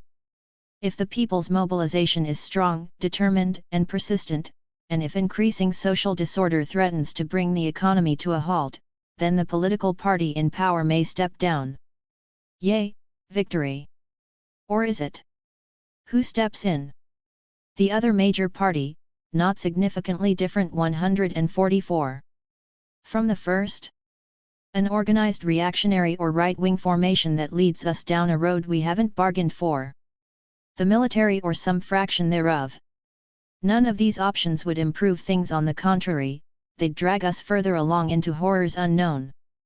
But in the absence of an organized and militant alternative political formation, one or another of these miserable options is probably all we're going to get. What revolutions are not? Transfers of power, by themselves, are not revolutions. Militant mass actions, by themselves, are not revolutions. Uprisings and insurrections, no matter how popular by themselves, are not revolutions. These may accomplish some positive changes, and they could be steps on a road to revolution. But if we stop there, we have not yet won. What are we talking about when we use the word revolution? Revolution, distilled to its essence, is the ongoing process of the conscious, organized, active exercise of power for the purpose of emancipation. A genuine revolution requires emancipation of the dominated sections of people, plus the corresponding defeat of the dominating class, expropriating their holdings and depriving them of the power to rule, and the subsequent fundamental transformation of the entire society, including the ways people meet their material needs. All social relations. The prevailing ideas that support those social relations. 145. Opportunities for revolution are few and far between. Most people in history live out their lives within a relatively stable social order. Whether they like it or not, there's not much they can do about it. You can't conjure a revolution out of stability any more than you can force an apple to ripen faster on the tree. But we are living in a special time. Revolutionary conditions are maturing, and we have a decision to make. Do we bite, or let this fruit fall and rot on the ground? Objective conditions must be ripe. For a revolution to occur, three conditions must exist. A ruling class that is crippled by internal conflict, so much so that it can no longer effectively assert its dominance over society. A general feeling among broad numbers of people that they can no longer live in the old way, that the risk of change is less than the risk of continuing as we are. Revolutionary organizations capable of focusing the aspirations and energy of the people, ensuring that their struggle doesn't get diverted, dissipated or co-opted. The existence of these conditions doesn't guarantee a revolution. Throughout history, there have been times when they have been present, but revolutions did not occur. But no radical transformation of any society has ever occurred without them. We don't have much control over the first two. They're developing without our help, inexorably and naturally as the global economic system slides ever deeper into structural crisis. The existence of the third condition is entirely in our hands, and our responsibility to bring about. If we don't develop a solid revolutionary movement with a viable strategy, the consequences will be ugly indeed. Capitalists will never relax in their quest for ever more profit and power. If we are to ever emancipate ourselves, we must find within ourselves that same relentless determination that our enemy possesses. We should constantly seek and seize every opportunity to advance, to the maximum extent possible within whatever conditions we face. Revolution is the violent overthrow of one class by another. There's no way around this hard truth. People associated with a multitude of political trends claim to desire radical change, but turn back when faced with the necessity of revolution. They want desperately to believe that we can achieve a just, sustainable society without resorting to violence. But it is inescapable that political power grows out of the barrel of a gun. Violence is merely one of many tools that we need to use, but if we put that one back in the box, we will fail. More to the point, there is no moral high ground in refusing to fight to emancipate ourselves, in refusing to defend ourselves against the colossal violence that this system perpetrates ceaselessly. Aside from sociopaths and capitalists, humans generally have a strong aversion to conflict and bloodshed. One of the reasons we hate capitalism is precisely because it is so horrifically violent. It will commit any atrocity for profit: wars, starvation, mass extinctions, toxifying the food chain. Those who run the system don't care about life, and will stop at nothing. No living being is left in peace if it can be monetized in some way. This system imposes its imperative on everyone: participate or die. We need to face the scope of this problem. Before we can even discuss tactics, we need to understand our true situation. This expansionist global economic system is killing the planet. It is the mortal enemy of anyone who values life and desires an end to exploitation. It needs to be stopped, yesterday. Tactics are a secondary concern, and should be employed straight. 149. Logically, asking people to consider various strategies and tactics is secondary to coming to agreement about our objectives. An international revolutionary movement led by the working class would necessarily incorporate a range of tactics. Successful movements for change have historically comprised wide ranges of people focusing on different aspects. All types of tactics are employed to contribute to a common goal. But we cannot leave out the question of political power. This is decisive. Exclusively nonviolent tactics will not persuade the bourgeoisie to stop converting life into profit. They will continue to exercise the power to exploit, backed up by armies, police, political and cultural institutions, until they are forced to stop. We have learned many times through history that whenever nonviolent resistance movements begin to be effective, they are promptly attacked, and compelled to either defend themselves or submit to repression. When resistance movements succeed, it is because they are backed up by force or the threat of force. England wouldn't have given the pacifist Gandhi the time of day if they weren't trying to suppress a rising revolutionary movement in India. They chose him in order to marginalize the revolution for full independence, recognizing him as someone they could make a deal with so they could continue to exploit India in a neo-colonialist framework. A forceful nonviolent movement could help destabilize the corporate centers of power. But it cannot be the decisive factor in defeating these centers. They will not hesitate to annihilate anyone who truly threatens their rule. We must be able to fight to win. We can't do this with one hand ideologically tied behind our backs, with a range of tactics unavailable to us due to pacifist dogmatism. Revolution in 3 simple steps: affirm, consolidate, struggle. Building a movement requires 3 basic, interconnected activities. 1. Affirmation, raise consciousness. 2. Consolidation, organize forces. 3. Struggle. Though one flows into another, these steps are not strictly sequential. They are employed simultaneously, blending into and building upon one another in a mutually reinforcing process. For example, in order to take action against the enemy, one must already have some adequate number of class-conscious and organized forces. In turn, potential new recruits are drawn in through the thick of struggle, and the cycle begins anew. With each turn, an organization builds its strength, allowing it to escalate its engagement with the enemy until the ultimate showdown.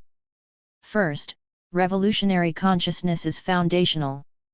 Before revolution can happen in real life, its possibility must be acknowledged in the mind. Of primary importance right now is building unity around the fact that various social and political struggles are connected, and that solving any of them requires addressing the entire system.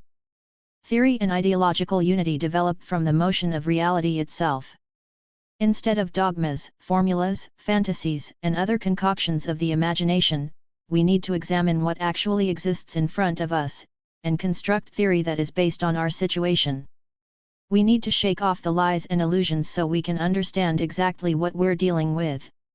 In order to challenge the current order, millions of people must know in their bones that this 154 system is our mortal enemy and cannot be reformed.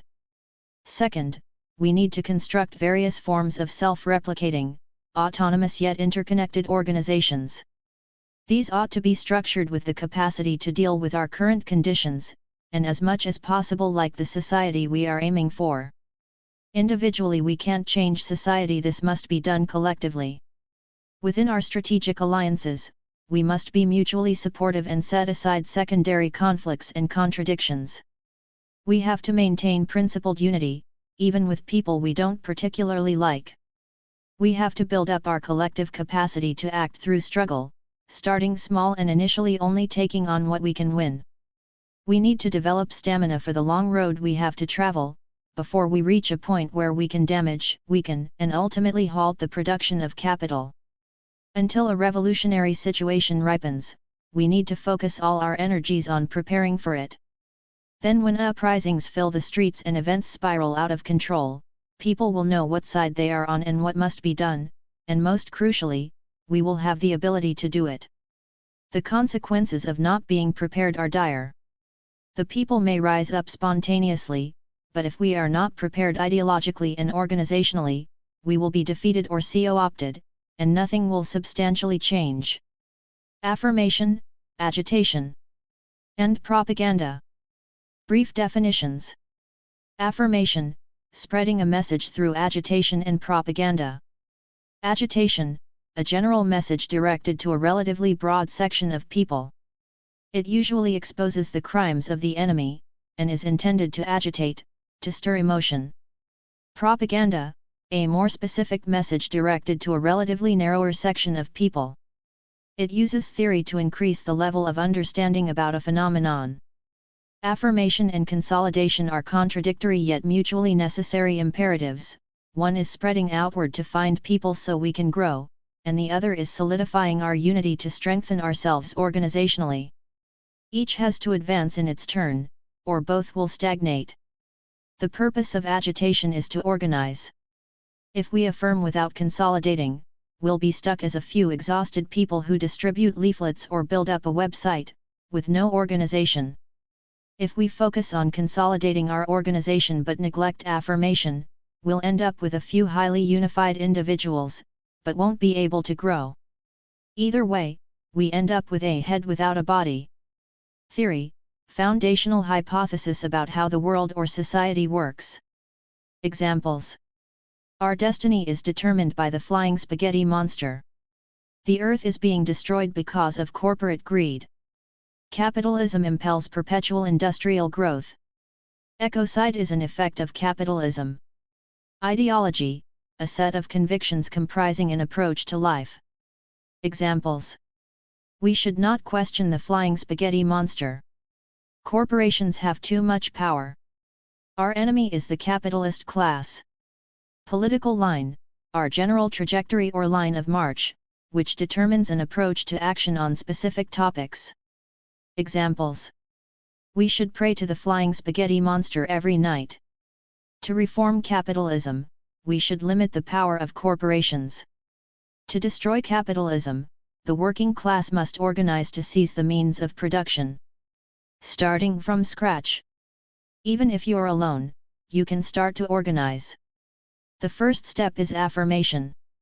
Methods include leafleting at events or in neighborhoods. Online discussion. Host open activities, such as lectures or film showings. Attend events and talk to people. If anyone agrees with you, or expresses something similar, then you can ask them if you can have a one-on-one conversation, to determine what your unity is and how you might be able to work together. The next step is to meet with them and see if they agree to build 159. An organization with you. The level would be based on what you agree on. It might take a bunch of long meetings to define and determine what that is. This is to be expected. You can come up with a set of points that you want to hammer out together. Instead of coming to it with predetermined expectations or worked out programs, if we work together on making decisions, then we will build stronger organizations.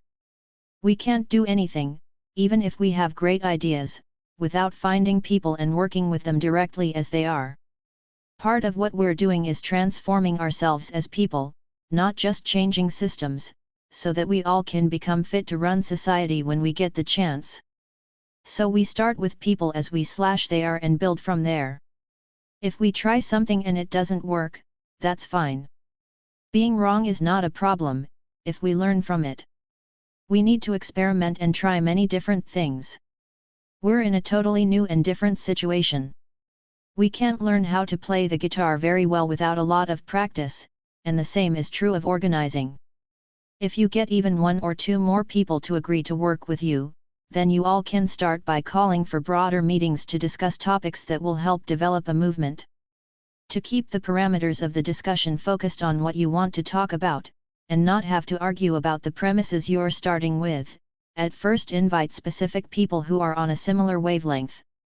Rather than sit in front of the room telling people what you think they should do, this is an opportunity to exchange ideas, strategize, and brainstorm together. Unity struggle unity. Unity struggle unity is a method of working together. Principled unity is not the same thing as compromise. It also doesn't demand that everyone think the same way.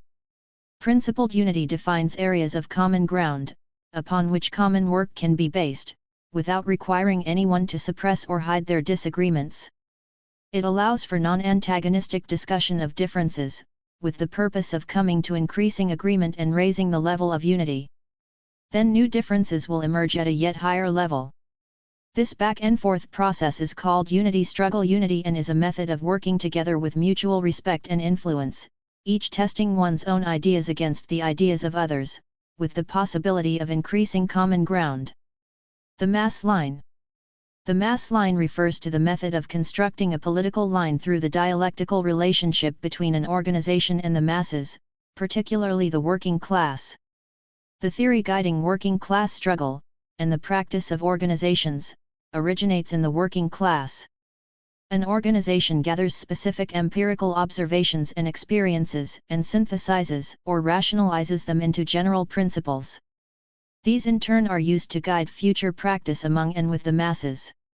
It is through this constant process of exchange, of the concentration from specific to general, and back again from general to specific, that proletarian theory can become a social force.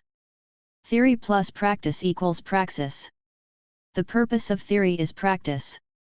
We don't need to interpret and understand reality for its own sake, but to act upon and affect it. Our presence and actions always affect reality no matter what.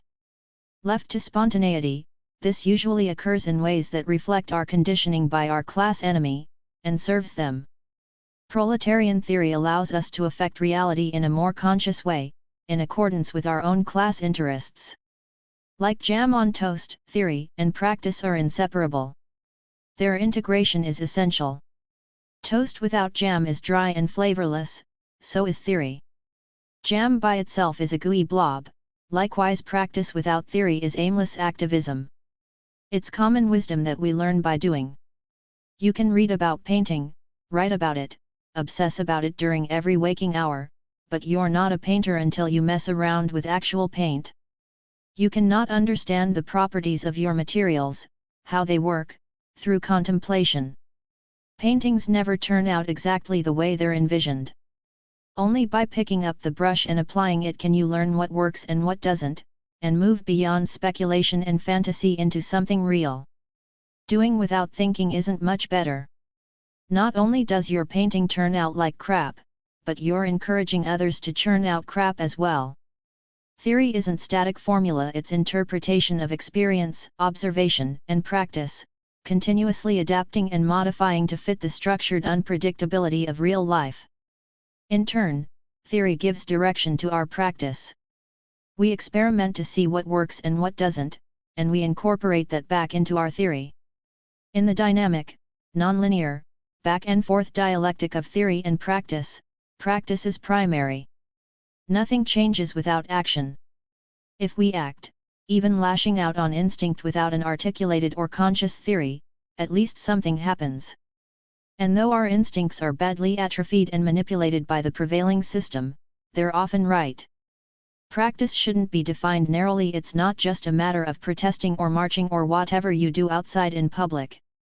Every type of activity is a form of practice, even articulating theory itself. More important than its form is whether or not it's strategic, directed toward and getting us closer to our goal. Class position determines ideas.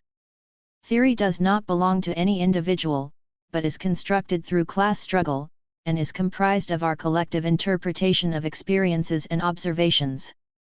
This is true even if it is articulated by particular individuals. Historically, when individuals have contributed significantly to proletarian theory and have been able to exert social influence as a result, they have done so not as isolated great individuals above everyone else. Instead, they synthesized what they observed in the social realm as a whole, what many others were doing and thinking. There has been a widespread misconception that because theory has been articulated by individuals, that it comes from outside the class struggle. This is an erroneous, idealist view. Proletarian theory is always constructed through the actual struggles of the proletariat, even when intellectuals with origins outside the proletariat have synthesized these experiences and articulated the resulting theoretical concepts. Consolidation. Organization is power. The point is power. Organization has one purpose: to exercise collective power. For individuals, it is necessary to unite with others to assert and magnify power beyond personal limits. The more highly organized a section of people is, the more social power they are able to exert. What is the exercise of power? It is the willful imposition of control, in our case, action intended to transform the status quo, to subvert and replace it. The inertia of a society, the motion, mechanisms, and traditions that are in place, establish the direction of that society. Under global capitalism, the direction is one way: continuous and intensified exploitation and omnicide. The system is highly organized. Class society is highly organized, increasingly so as it has developed through global capitalism and beyond. It has constructed political institutions to exert its power in every realm of activity. The state is just one form, with its major power tools the military and police, along with its courts, legislatures, down to the smallest government office in the smallest town. There is also economic power, controlling the ways we can fulfill our basic needs. Once they control what we need to survive, then the dominant classes can threaten to withhold these necessities unless we agree to participate in our own exploitation through wage labor. Power is asserted ideologically, through the culture, the media, the arts, which each persuade us, with varying degrees of subtlety, that this is the best of all possible social 166 arrangements. This lie is also asserted through oppressive structures such as the family, patriarchy, and racism. The system defines the limits of our activity at a social level. As part of overcoming capital, we struggle against the power of the system to impose these limits.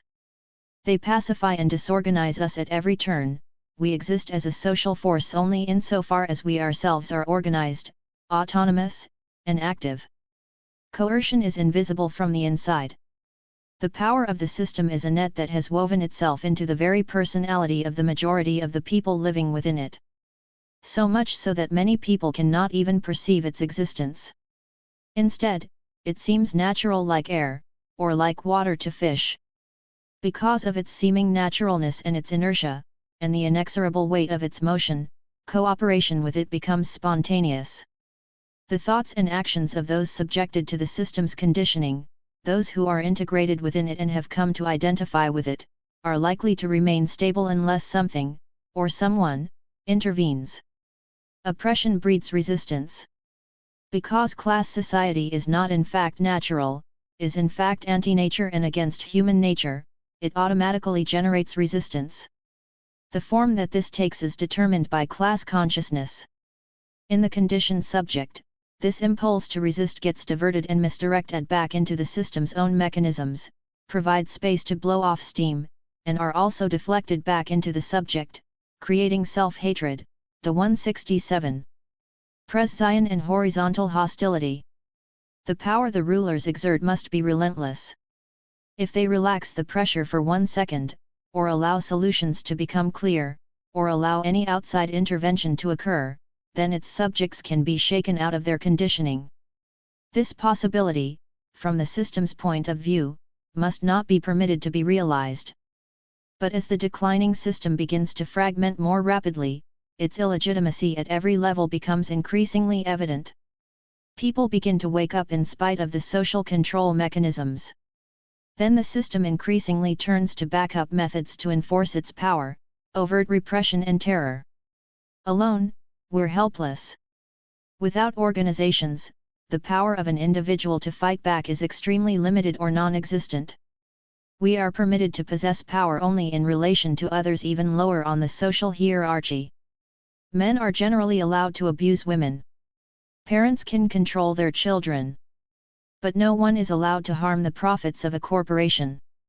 We can't expect to defeat such a highly organized and powerful enemy if we are not organized and collectively able to exert power. Those in power understand that very well.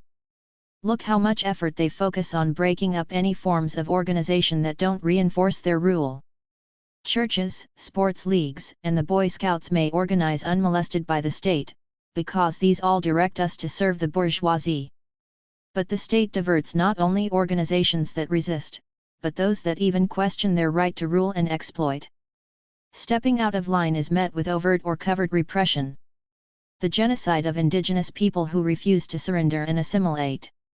The assault on workers' organizations from day one of capitalism. The obsessive and increasingly sophisticated and widespread surveillance, infiltration, and disruption of dissenting groups. The overblown fear campaigns against capitalism's enemies.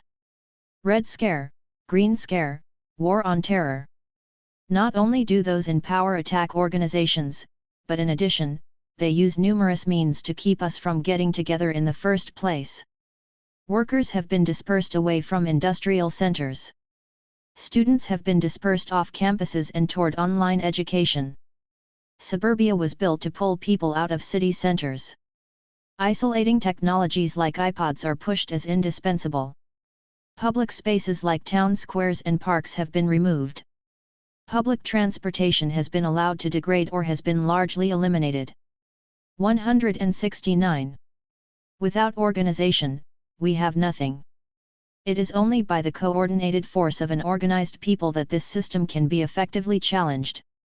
We need to grasp this fact as well as our adversaries do. The more organized we are, the more powerful we become. The power of the system means that they can exploit and rob us at will. If we don't have power, all we can do is complain, resist futilely, or comply. The power of the system means that they can kill us and make us sick by poisoning our air, water, and soil.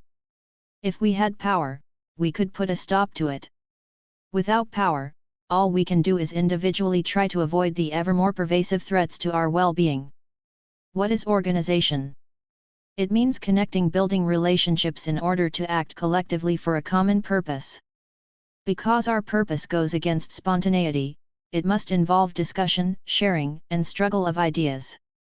We must constantly question, examine, and challenge the dominant ideas within our own thinking so that we can develop methods and approaches that are truly oppositional, that do not inadvertently echo the interests of the ruling class. To constantly battle their ideological hegemony, we must challenge each other, and to do this we practice criticism/self-criticism. We need organization to increase the power of the dominated classes so we can overturn the system of domination. This Naces 170 citates common work. It is only through practice that we can formulate correct ideas. It is only through practice that we can learn how to wield power. And it's only through assembling sufficient forces, and applying ourselves in a combative way, that we can exert our collective power effectively enough to win. Organization against the system necessarily begins small. But it bubbles up in many locations at once, because the workings of the system itself cause people to talk, work together, try to figure out what to do. We build and learn to exert our own power through fighting the dominant power. This is all one process. As they grow, the organizations that correspond more closely to the demands of the times, to reality, tend to attract more people. Organizations may merge, or connect in other ways. Alliances will form even among diverse groups, of various sizes and formations, with distinct goals and ideas. They will form movements. Within movements will be organizations at various levels and of various capabilities and with different foci. Eventually they will, together, become strong enough to challenge the system. They don't have to be a majority to get to this point, though there must be active support by a significant section of the population. So a minority must continuously develop strength and numbers, through increasing levels of struggle, while honing a strategy and tactics that can win. They start from a position of defense. As they go on the offense and demonstrate strength, a correct political line, and the ability to win, and just as importantly, as the system demonstrates increasing evilness and weakness, then they attract ever more people. Capitalism will defend itself to the death, and we will have to fight hard and smart. So we will need armed forces, political forces, and ideological forces that can assert our position and ultimately defeat the enemy on all fronts. We all, the dominated masses, must unite if we are to defeat our common enemy, the capitalist/imperialist system. We need to build combative organizations internationally, to fight for our interests against an enemy that is also organized on a global scale. Together we can emancipate ourselves and transform society, to end domination and exploitation. Physical meetings are required. Exchanging ideas and information online is an essential part of building organization. But this is extremely limited, especially since we know that everything online is monitored. We also need to meet with one another, face to face. We need to know the individuals we're working with and relying on in the real world, especially as we navigate the building of movements together. We need to be familiar with their ideas, political background, and viewpoints not only as they are self-asserted in words, but also as they play out in practice. It takes time and mutual experience to develop trust. Someone can appear to be the most militant revolutionary online, and turn out to be a complete flake when more is required than typing at a desk. We need to struggle together, to get proficient at what we're trying to do, to make our minor mistakes before the stakes rise too high to allow for experimentation. We need to gather now to develop and act on our collective line, strategy, and plans, so that we will be ready as possibilities arise for advancing the struggle. Organization can only be forged through real-life struggle, through common practice and theoretical work. Our choice as militants, revolutionary or progressive. As all of us who are part of the popular masses unite against our common enemy, each of us must choose at what level we will do so. This is ultimately determined by our ideological position. Essentially, our choice is to operate either as a progressive or as a revolutionary. Progressives contribute to the advancement of history in general compatibility with the interests of the proletariat, in a relationship of some level of guidance or leadership from the working class in struggle. Revolutionaries directly participate in investing time and energy for the proletarian alternative to triumph. Most of those who are not workers, not part of the process of producing surplus value, but are still part of the popular masses will operate in the progressive camp. The long-term unemployed, or non-productive employees, or students, or other members of the progressive or radical petty bourgeoisie can't touch capital, can't get their hands on it. They can't go on strike to make it stop reproducing itself. This doesn't make it impossible to be a proletarian revolutionary, but it does present challenges. If we in those categories are to be part of the proletarian revolutionary alter 173 native, we must disrobe/strip ourselves of our petit bourgeois origin. We must, in other words, abandon our class interests and dedicate ourselves fully to the interests of the working class. This is a long and difficult process. It is usually ultimately unsuccessful. Most will travel the revolutionary path part of the way, and then jump off when it gets too hard. But even then, those who are in the various sections of the petty bourgeoisie can still contribute by organizing at the progressive level, build alliances to expose and resist various forms of domination by capital, as well as its effects, and organize support and solidarity for autonomous working class struggles. Mobilizing as a means of building mass movements is positive and necessary. Strategically blocking the flow of capital and resource extraction can complement and enhance struggles at the point of production. There is a lot that anyone can do to damage capital and capitalism, and we should strive to maximize all of our efforts in that direction. Levels of organization 9. There are 3 basic levels of organization: revolutionary, intermediate and mass. These categories, defined by levels of consciousness and commitment, are not rigid, and a group can blend them or change from one to another according to circumstances. Their relationship is dialectical, each level acting upon and influencing the others. Their boundaries are permeable, with individuals able to move from one level to another, or to operate in more than one at a time.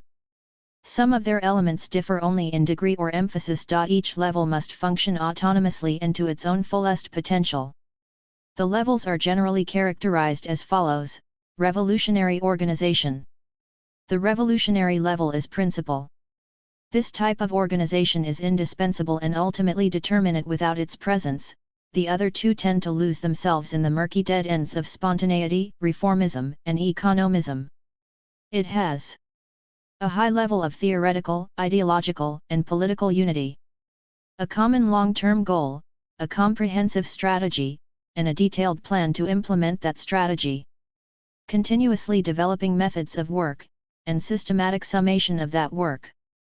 A process, honed through practice, of collectively shaping ideas, direction, and policies. A membership of cadre who have dedicated their lives to the struggle. A structure that is configured to withstand repression. Mass organization. Mass organizations are currently instruments of struggle to weaken the capitalist class. After the defeat of capital, they will be instruments of power for a revolutionary state. Their characteristics: unity based on common interests to achieve specific goals. Ideologically and politically broad, often vague or populist. A simple goal and/or strategy, usually limited to one issue, often short-term. Membership requirements are loose, and expectations are not 175. Strict. A basically open structure anyone can join. Intermediate organization. The intermediate level organization is a tool with which we can build a combative mass movement that unites all who can be united to fight the system. It can create more favorable conditions for mass struggle, and be in place when mass struggle does erupt, to maximize its effectiveness and provide continuity through its inevitable ebbs and flows. It can also locate and train radicals who might also begin to organize at the revolutionary level. The intermediate level organization is neither a revolutionary organization nor a mass organization, nor a mid-of-the-road blend. It has unique characteristics distinct from both. It operates between the two, structurally and ideologically, and links them. As its own autonomous level, it has three general areas of activity. 1.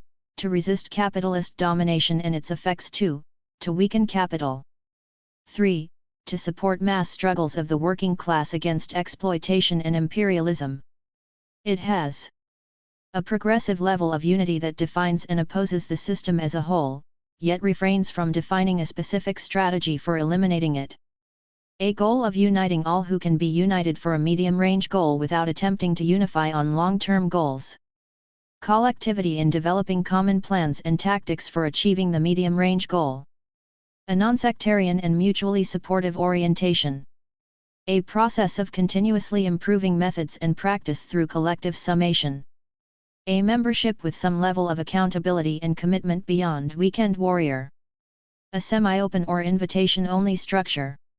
Organizing explicitly at the intermediate level can prevent the problems that occur when a group calling itself either a revolutionary or a mass organization is, in reality, mushing the levels together.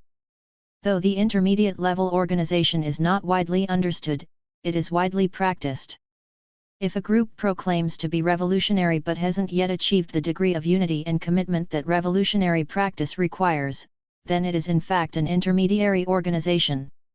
If a group is attempting to build a mass organization but doesn't yet have a mass base, then it is in fact an intermediate level organization.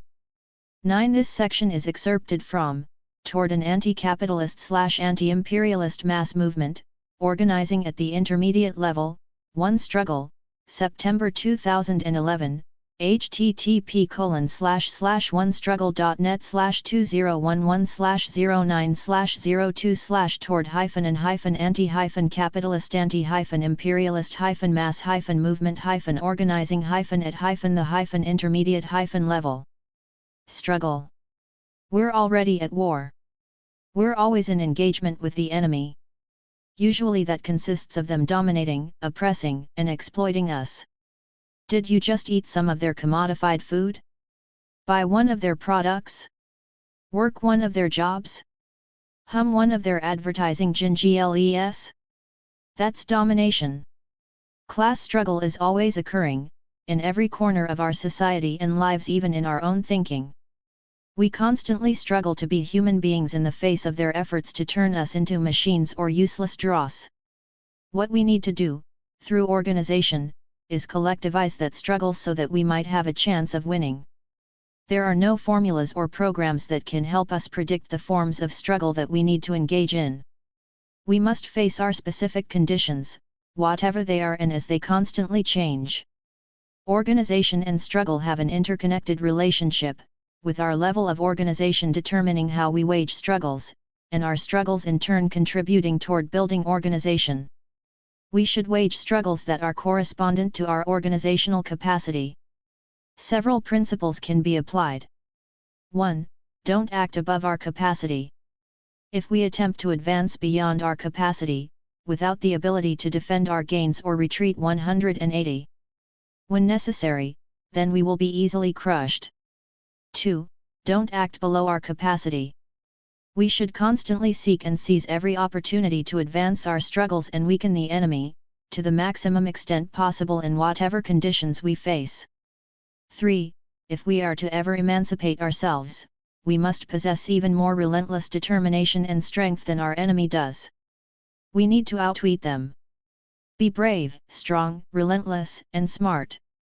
4. Practice makes perfect, and builds confidence. We should take every opportunity to speak our mind, to stand up for our rights, to assert our class interests. Conflict becomes less frightening and we become more skilled at it. 5. Similarly, practice collectivity. Even if something might be easier to accomplish alone, find someone else to work with. The point is not just completing tasks, but how we strengthen ourselves collectively through the process. 6. Always put the needs and interests of the collective first. 7. Build up our particular skills to serve the struggle.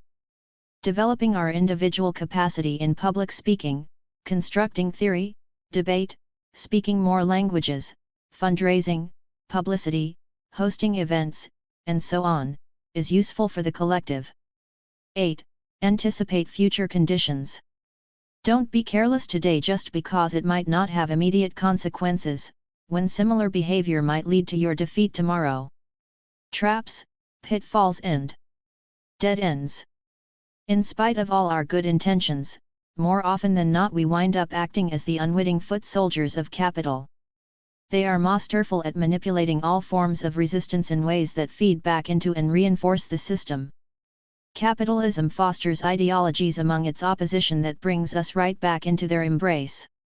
Because the people's camp is generally disorganized and there's a low level of political consciousness, we are susceptible to capitalist recuperation if we're not constantly on guard against it. The only way we can prevent this is to always keep uppermost in mind the fundamental contradiction of capitalism, capital versus labor. If we use that dividing line between the fundamental classes as our guide, our North Star, then we can stay solidly on our path. There are several major deviations from a proletarian line that widely afflict the people's camp, even as we resist the various attacks of capitalism. These, even when they appear radical, represent petit bourgeois ideology, because they target the effects of capital rather than its core, its cause, and therefore they cannot lead to the defeat of capitalism. Awareness of these pitfalls is crucial because capitalism has so many methods of assimilating our struggles, and we have to make sure we don't get sidetracked. The system is usually 5 steps ahead of us, having figured out how to divert our righteous discontent into forms that reinforce its own institutions. These are very sophisticated and persuasive. They make us feel that we're making a difference when in fact we're tightening the bonds of our own oppression. All these forms are basically varieties of reformism, because that's all they ultimately lead to. They are where resistance goes to die. Reformism is the ideology that capitalism can be made less evil, or less destructive, through reforms, without smashing it. To be clear, fighting for reforms, if one element of an overall revolutionary strategy, is not the same as reformism. Reformism elevates these struggles to an ideology that poses reform as the goal itself.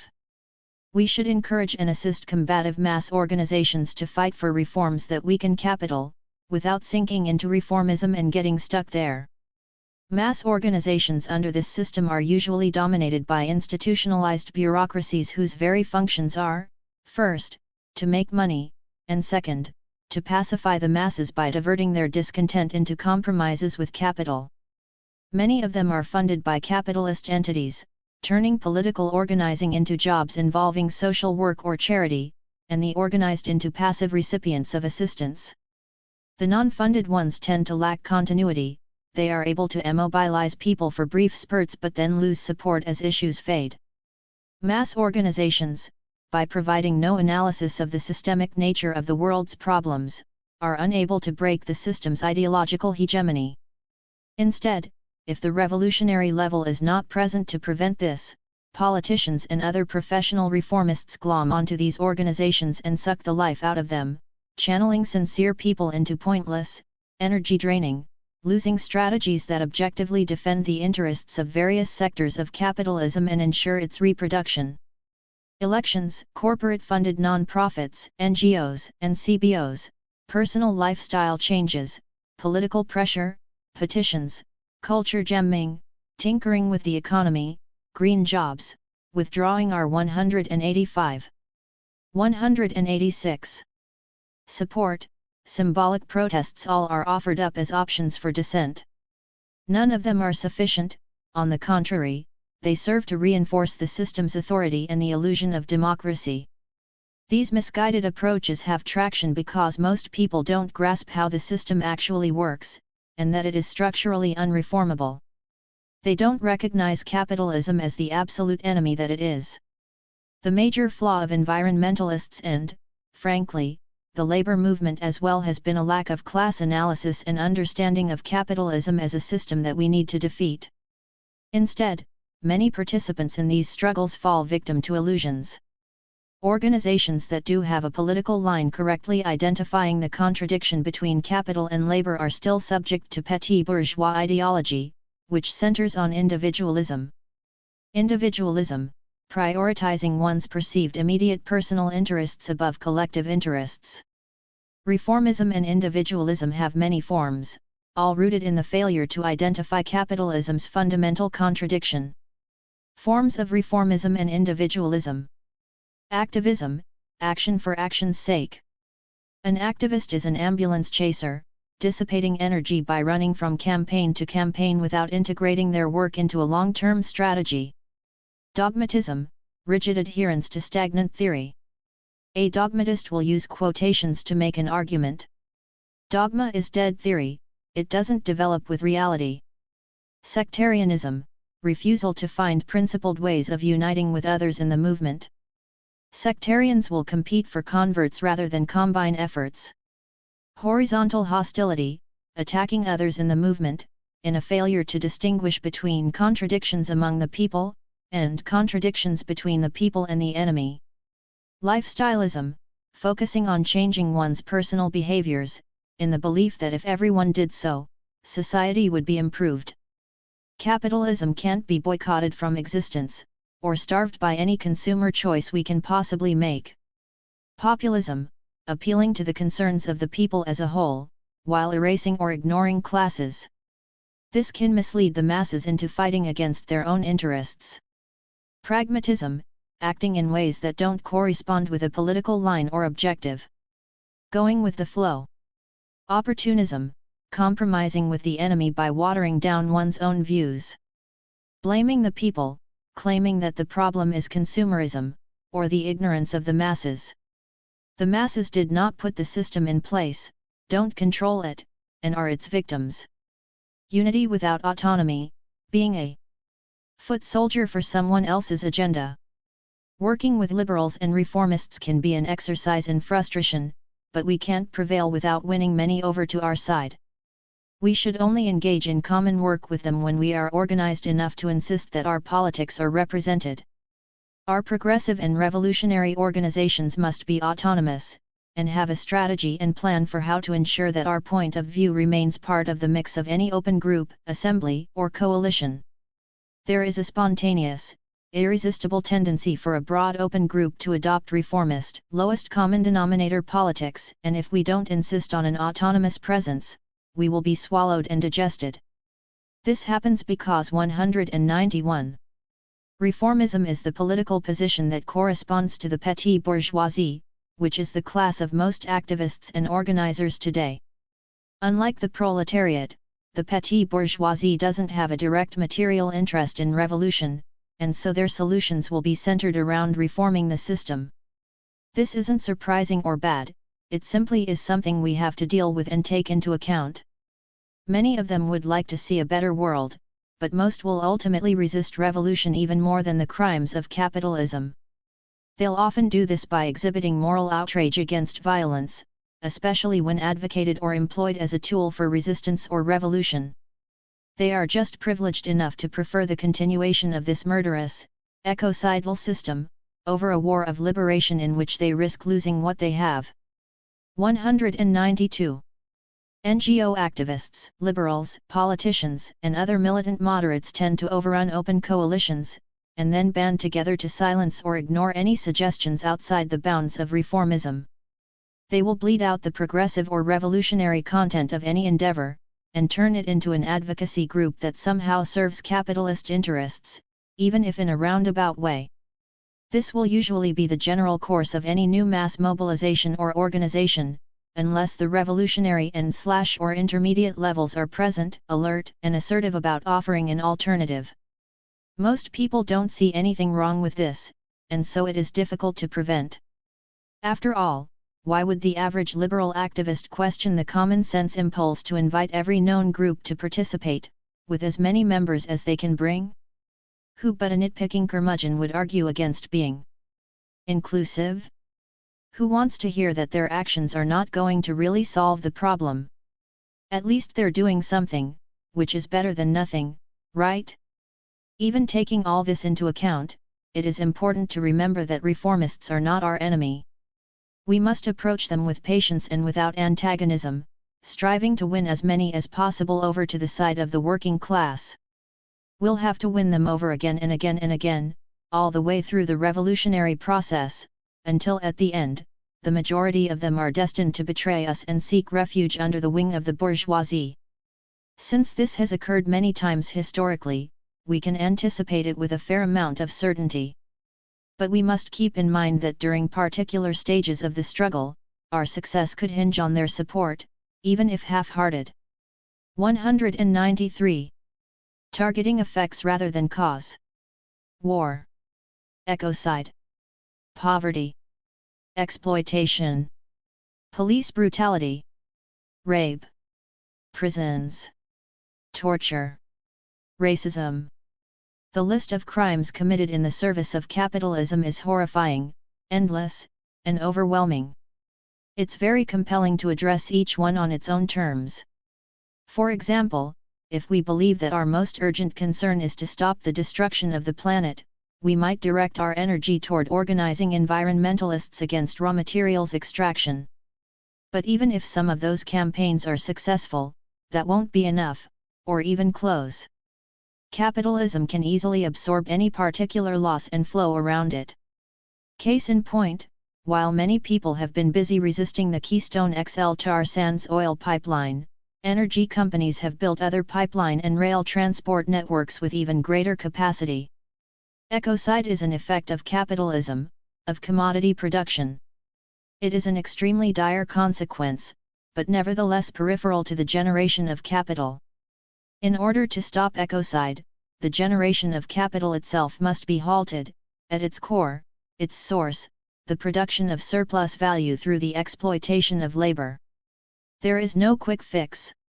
To end any of capitalism's atrocities, we must push forward and rupture its fundamental inner contradiction. The only ones who can ultimately defeat capital are those who, through being enslaved to it, produce it, the working class. We need to build a movement capable of overturning the entire system, all the forms of domination that keep it in place, the entire matrix of social relations that comprise it. 194. 195. 196. Identity politics. Capitalists use various forms of oppression of particular social categories to solidify their rule over society as a whole, for the ultimate purpose of reinforcing class domination. Reserving special forms of hell for certain sections of people makes the masses easier to control. In addition, dividing the working class against itself ideologically also makes it easier to control the class as a whole, and to squeeze more surplus value out of it. Social categories are not the same as classes. Groups defined by gender, nationality, skin pigmentation, and so on cut across class lines. They can be members of any class, even when they are mainly pushed into one or another class. They are either oppressed or relatively privileged based on these identity categories, a condition distinct from their class position defined by their relationship to production. While fighting against and ending oppression is crucial, focusing the struggle on it does not address the fundamental contradiction of capitalism, and thus cannot end either classes or oppression. Oppression can change without threatening the existence of capitalism. Capitalism is capable of absorbing the enlargement of democratic rights under the continued dictatorship of the bourgeoisie. For oppression to end, it must be addressed within the overall context of class struggle. Brief definitions. Domination, an ensemble of relations involving economic, political, and ideological power of one group over another. Power, the capacity to achieve one's aims, which may or may not entail prevailing against another's interests or will.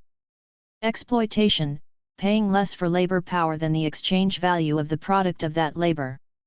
Oppression, the systematic subordination of specific social categories, which can involve structurally unequal conditions and rights. Repression, the use of force for the purpose of domination. Feminism doesn't go far enough. Feminism is the struggle for gender equality, particularly equal rights. It does not address the framework in which inequality exists, does not challenge the system as a whole. Radical feminism asserts, further, that the oppression of women by men is the fundamental or central form of domination that exists in human society.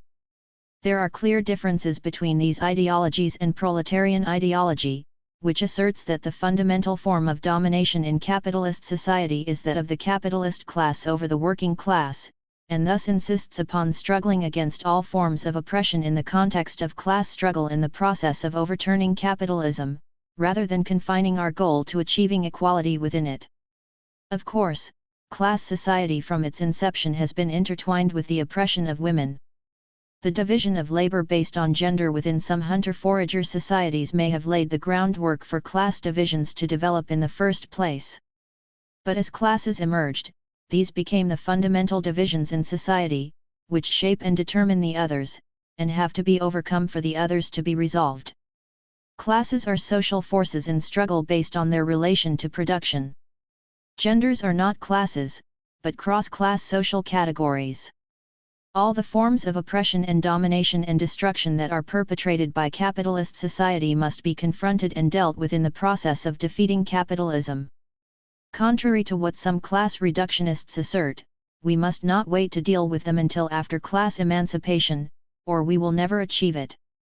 But at the same time, they can't be resolved outside the process 199 of class struggle. Class emancipation includes and encompasses smashing oppression as well as exploitation. Like all forms of oppression, the oppression of women serves the class in power, and harms everyone else. Though it targets women in particular, it also divides and cripples the dominated classes as a whole. It makes us all less effective in our struggle for overall liberation. Every woman deals with constant threats and attacks on body, mind, and spirit. This society creates an atmosphere designed to terrorize and psychologically footbind us. Not only do these experiences inflict emotional trauma, they also commandeer and waste the time and energy of women, including those involved in the struggle for proletarian revolution. In our organizations, if we don't treat one another as human beings, as comrades, then we won't be able to function collectively at an optimal level. Oppressive behavior must be concretely addressed whenever it becomes an obstacle to our struggle. Crushed as quickly and decisively as possible without obsessing over it, so we can all move on to work on our fundamental task. Measures might include exposing, isolating, or no longer working with an offender who doesn't change. They might include actively protecting and defending those under threat. Capitalism has many facets of evil, we have a lot of things we have to fight. Various forms of oppression are included in this. We have to be tough and determined, all of us, to not tolerate any harmful behavior in our ranks, while keeping our overall goals always in mind. We need more than equal rights, equal treatment, equal pay, equal assets, equal opportunity, egalitarian language, safe spaces. We need total emancipation for all the inhabitants of the earth. 201. From the day we're born, women are under intense pressure to be submissive, quiet, pleasing, nurturing, accommodating, weak and passive. We must overcome this social conditioning to assert ourselves, to take our place in the struggle. Fighting to be effective revolutionaries, to assert our interests in our organizations and in other areas of our lives can be difficult, unpleasant, and exhausting. It's a long-term, active process that requires intense effort. But it's good for us, it makes us stronger. We have to become extremely strong if we hope to be able to fight this massive, ruthless, global system. In any case, we have no real choice. We can become what we need to be only by being it, within the field and process of struggle. We have to develop our capacity to insist that our voices are heard, to make our social power felt. This must be a collective effort within our broad movement to assert ourselves not in competition with one another, but to mutually assist each other to magnify our collective strength. My strength is your strength, and vice versa. The source of our strength as individuals, when we work together for our common goals, is the strength of our movement. Any orientation other than this will devolve into sectarianism, competition, individualism, elitism, and disunity, and will ensure our defeat. We need to mutually support and strengthen all of us on the side of the people, the popular masses. We need to back each other up, not tear each other down.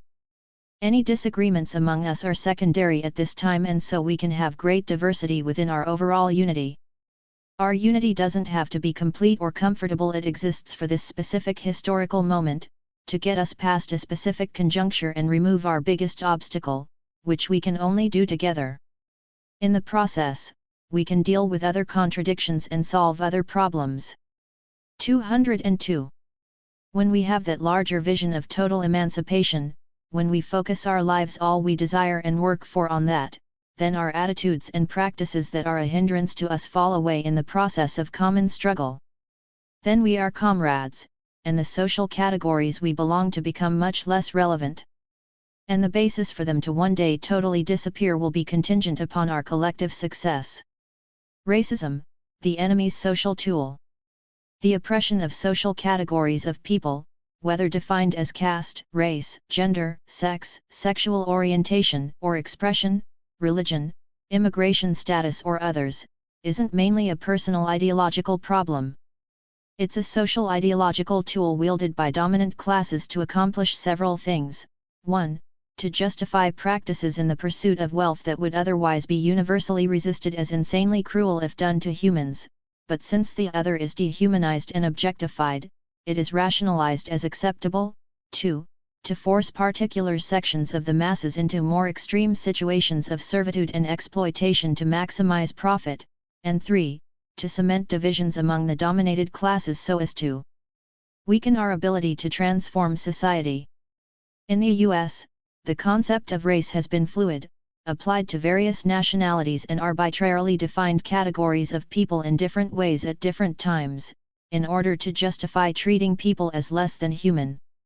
Starting with the genocide of indigenous people and moving through slavery and all the way to today's war on terror, and in countless other instances in between, race and racism have been used to excuse the ultra-violent policies that serve the accumulation of capital, and to gain the compliance of those groups not targeted or who are offered certain comparative advantages. Identity politics are a form of reformism, which is the ideology of the petit bourgeoisie. They defend their class privileges, while also wanting everyone to be able to enjoy them. This is a source of the liberal, populist call for equality within the system's framework. The demand and desire for equality and justice are righteous. These are positive, progressive goals. Fighting for them can strengthen the unity of the popular masses, and help get us closer to total social transformation. But this doesn't go far enough. The root of the problem must be addressed. The solution to racism often offered by the petty bourgeoisie is for individuals or institutions to stop being racist. Like other reformist solutions, individually refraining from racist and other oppressive behavior and language is, though absolutely necessary, insufficient. Adjusting institutional policies is likewise insufficient. Reformists always attempt to constrain resistance into paths and forms that may make them feel virtuous but won't actually ever win. Their efforts to mitigate specific forms of oppression may succeed, but capitalism can survive that. It can accommodate and adapt to equality and justice for any particular social category while still reproducing and enforcing class domination. Meanwhile, oppression itself will remain in the capitalist toolbox, and it will be used, inevitably, on someone. We can't end oppression without uprooting the entire foundation upon which it is based, the underlying social conditions that perpetuate and feed off of it, the division of humanity into different classes, and class domination. Many are reluctant to face that. They would like to imagine that they can create an egalitarian situation by changing their own or others' behavior, rather than making the kinds of sacrifices necessary for the waging of class war. It's not in the economic interests of the petty bourgeoisie to overturn the whole social structure, and so they don't really want to. In politics as on the job, they're prepared to offer service, support, and improvements. Not revolution. Petty bourgeois progressives who truly want to eliminate all forms of oppression must repudiate their own class interests, and be willing to fight capitalism and imperialism, in alliance with and under the leadership of the proletariat. Class domination is not classism. Intersectionality theory offers the concept of a grid of oppressions with intersecting points. It proposes class as a category of oppression. But though these struggles are bound up together, they are 205. Not equivalent. Class is not an identity and class struggle is not a struggle against classism. It is not an effort to end hatred or discrimination between members of different classes, or to win equal rights. Class is not simply another form of oppression. Class is qualitatively different. Under capitalism, class domination underpins the rest, it determines the way everything else is manifested in these times. It is domination structured as a whole matrix of social relations, in the economic, political, and ideological fields, all ultimately determined by the economic, the process of exploitation of labor in the production of surplus value, which is the core mechanism of capitalism. Class domination keeps the system running, class emancipation is the only thing that can stop it. Instead of aiming to puncture one of its tires, we need to crack the engine. In the capitalist era, the fundamental contradiction in society is between capital and labor. The reason it's important to identify society's fundamental contradiction is so that we can focus our efforts at its most vital spot and break it apart. We can move beyond capitalism only if that specific contradiction is pushed through to resolution, ending in the destruction of capital. Where we locate the fundamental contradiction of the society determines our strategy, which in turn determines our daily priorities. We need to concentrate on where we can have the most impact, the highest potential to destroy the entire social system, a system that encompasses, but is larger than, any one of its many particular evil aspects. Revolution doesn't solve everything. With all that said, the long-term goal of a totally classless society has many steps that will inevitably fall short of that. The defeat and expropriation of the capitalist class by the working class is but one major step or keynotal point, one that is necessary and may be achievable in our historical era. It does not mean that classes and oppression would be at once eliminated, but it would open a door to that possibility in a way that the rupture of any other social contradiction could not do. A victorious proletarian revolution will not mean that we will automatically achieve utopia. After this major turning point, there will be continuing social antagonisms and continual struggle, including class struggle. The effort to break down and fully eliminate classes and all forms of domination will likely take generations. Fighting oppression must not be postponed until after the victory of the working class over capital. At the same time, we need to recognize that a total end to oppression cannot be achieved, or separated out from, eliminating classes. Strengthen collectivity. Combat individualism. Individualism is the ideology of competition, of capitalism. It consists of prioritizing one's perceived immediate personal interests above collective interests, and being blind to the fact that one's long-term personal interests actually correspond to the interests of the whole. This leads people to behave in ways that are detrimental to the collective, and ultimately to each individual as well. Under capitalism, society does not meet the needs of the people, and we are structurally prevented from meeting our needs collectively. Capitalism's engine is competition. There is competition between classes as well as within classes.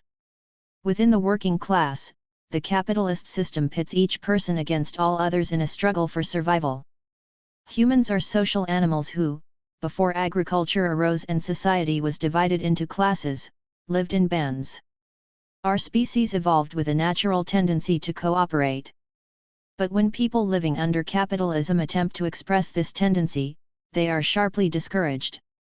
For example, when strangers spontaneously assist one another after a disaster, they are quickly dispersed and ordered to leave this task to the state. Individualism is a powerful ideological weapon that the capitalist class uses to crush the subjectivity of the working class, and thus to prevent the potential liberation of the world from capitalist rule. Individualism is promoted and fortified by every possible cultural and economic means. We are indoctrinated from birth. Parents are compelled to teach their children to survive in the competitive framework by getting ahead, to look out for number one, to put oneself in the best position possible to accumulate wealth for personal security. Individualism is the ideology of the petty bourgeoisie. It manifests itself as the striving for market power, for personal advancement, for comforts, for security and stability within the framework of the system. In contrast, proletarian ideology seeks to overturn the capitalist system and meet our needs collectively. But capitalism has been able to indoctrinate even members of the working class in petty bourgeois ways of thinking, to manipulate them into acting against their own interests, in ways that benefit capitalists instead. Revolutionary militants are no less subject to ideological domination than anyone else. The difference is that they are consciously aware of it, to varying degrees, and thus are able to combat it. In order to fight the system, we must fight its dominant ideologies at every level, in society as a whole, in our organizations, and in our own individual hearts and minds. This is an active and constant process of struggle. It will continue even after the ruling class has been defeated politically. We are so deeply conditioned that it may take generations to uproot their poisonous ideas. Ultimately, it will require that we construct a society that retains no structural or social mechanism for rewarding individualism. We should not be ashamed to discover individualism in our own hearts, or shame others for manifesting it. It is inevitable in capitalist society. Instead, the way to fight it is to bring it to light, examine it in relation to our overall political goals, and then consciously reject it. Ideological strength requires an underpinning of political unity. These advance together. The motive for struggle on the ideological front is not to serve some abstract morality, but to achieve a specific political goal. Individualism is not the same as individuality. Combating individualism does not mean that everyone must be identical or that anyone should suppress their own thoughts, desires, or particular characteristics. On the contrary, we must recognize the value of each individual as inherent, and at the same time as it relates to the collective.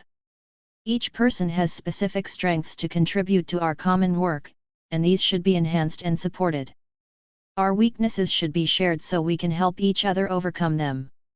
We appreciate diversity and differences among us, which contribute to a dynamic social/political life, increasing our range of possibilities in action and thought. In groups, as in any aspect of the natural world, diversity ensures resilience, flexibility, adaptability, and evolution. In order to struggle against individualism, we must recognize its manifestations.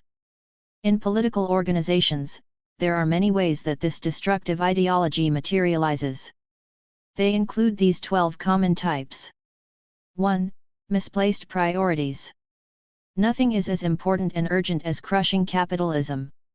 Nothing. Countless lives will continue to be destroyed until we accomplish this task. The future existence of all life on Earth is at risk as long as this system exists. Everything we do should be, in some way, in service to our cause. Of course our basic needs must be met, which beyond self-reproduction 213 also include maintaining one's health and balance. These should support and renew our capacity to contribute to revolution. Even if we eliminate frivolous activities from our lives, we still have to make difficult choices about how we spend our time, because the system keeps us very busy in our effort to survive and meet our responsibilities. Therefore we have to constantly evaluate how much energy we give to particular activities, make correct choices even when they are painful, and order our lives in favor of the revolutionary struggle. 2. Competition among ourselves. This can involve using one's experience, knowledge, accomplishments, abilities, or personality to gain personal power or prestige, and to repress the collective will.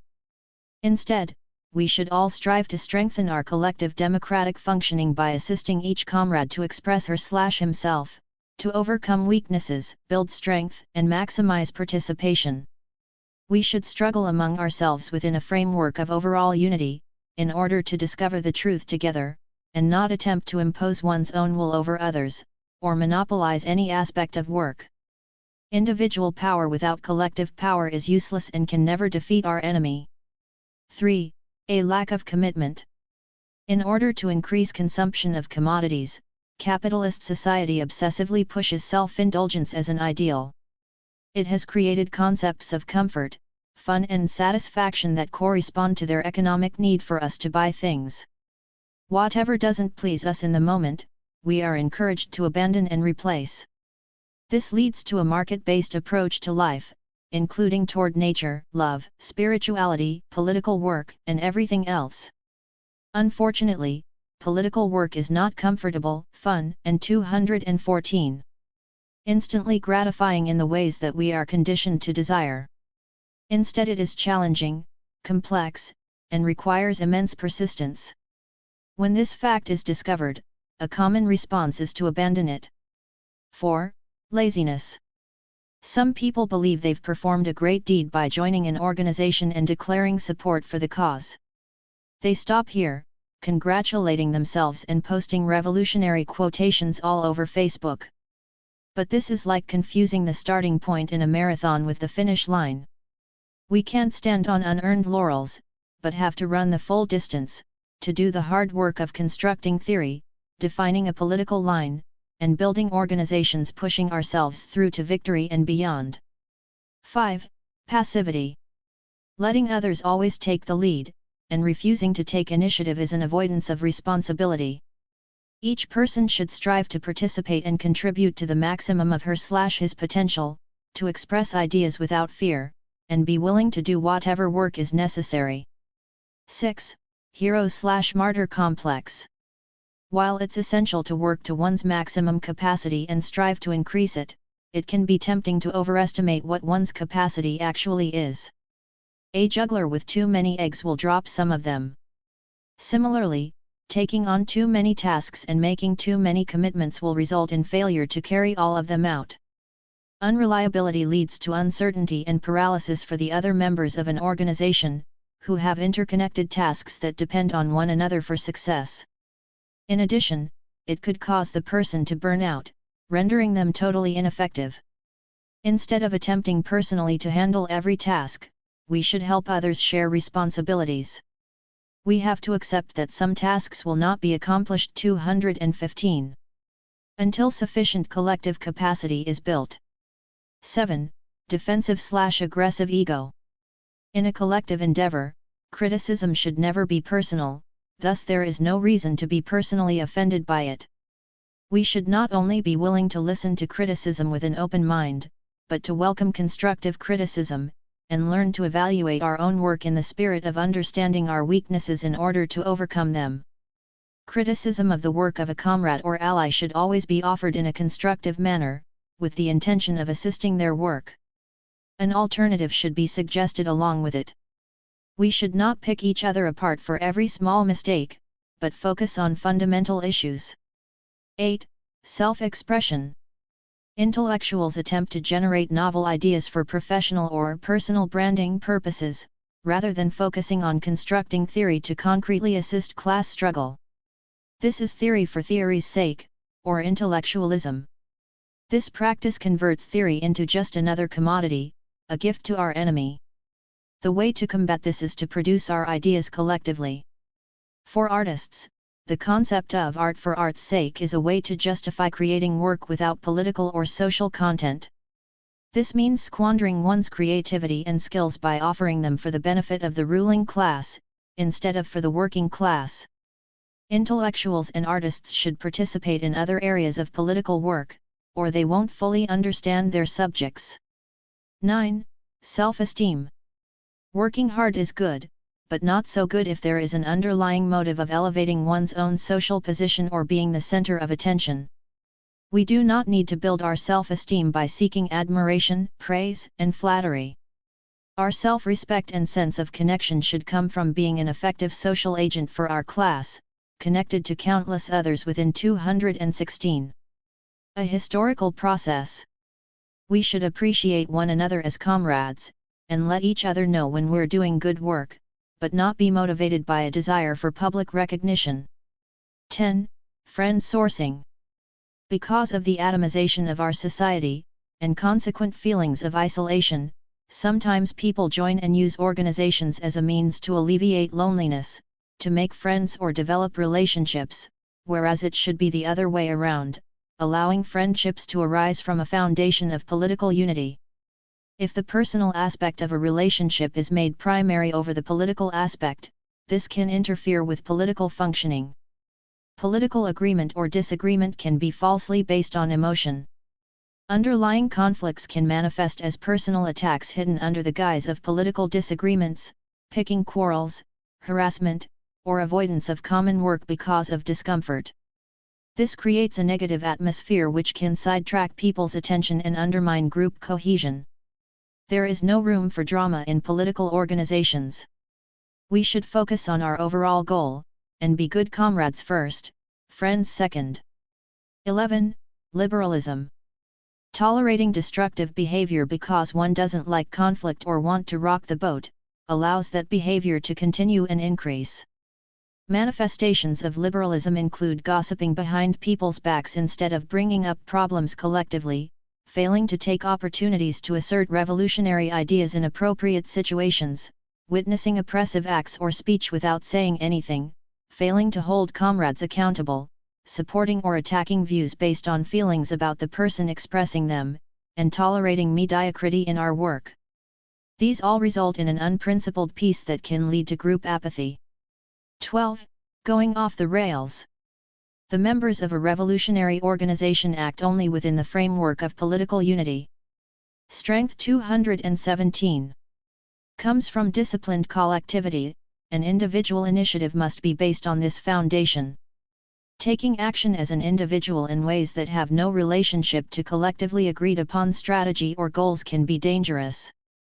For example, committing an illegal act without the knowledge and agreement of the collective, puts others at risk, damages collective work, and destroys mutual trust. Failing to take the safety of the organization seriously and to abide by its security protocols is inexcusable.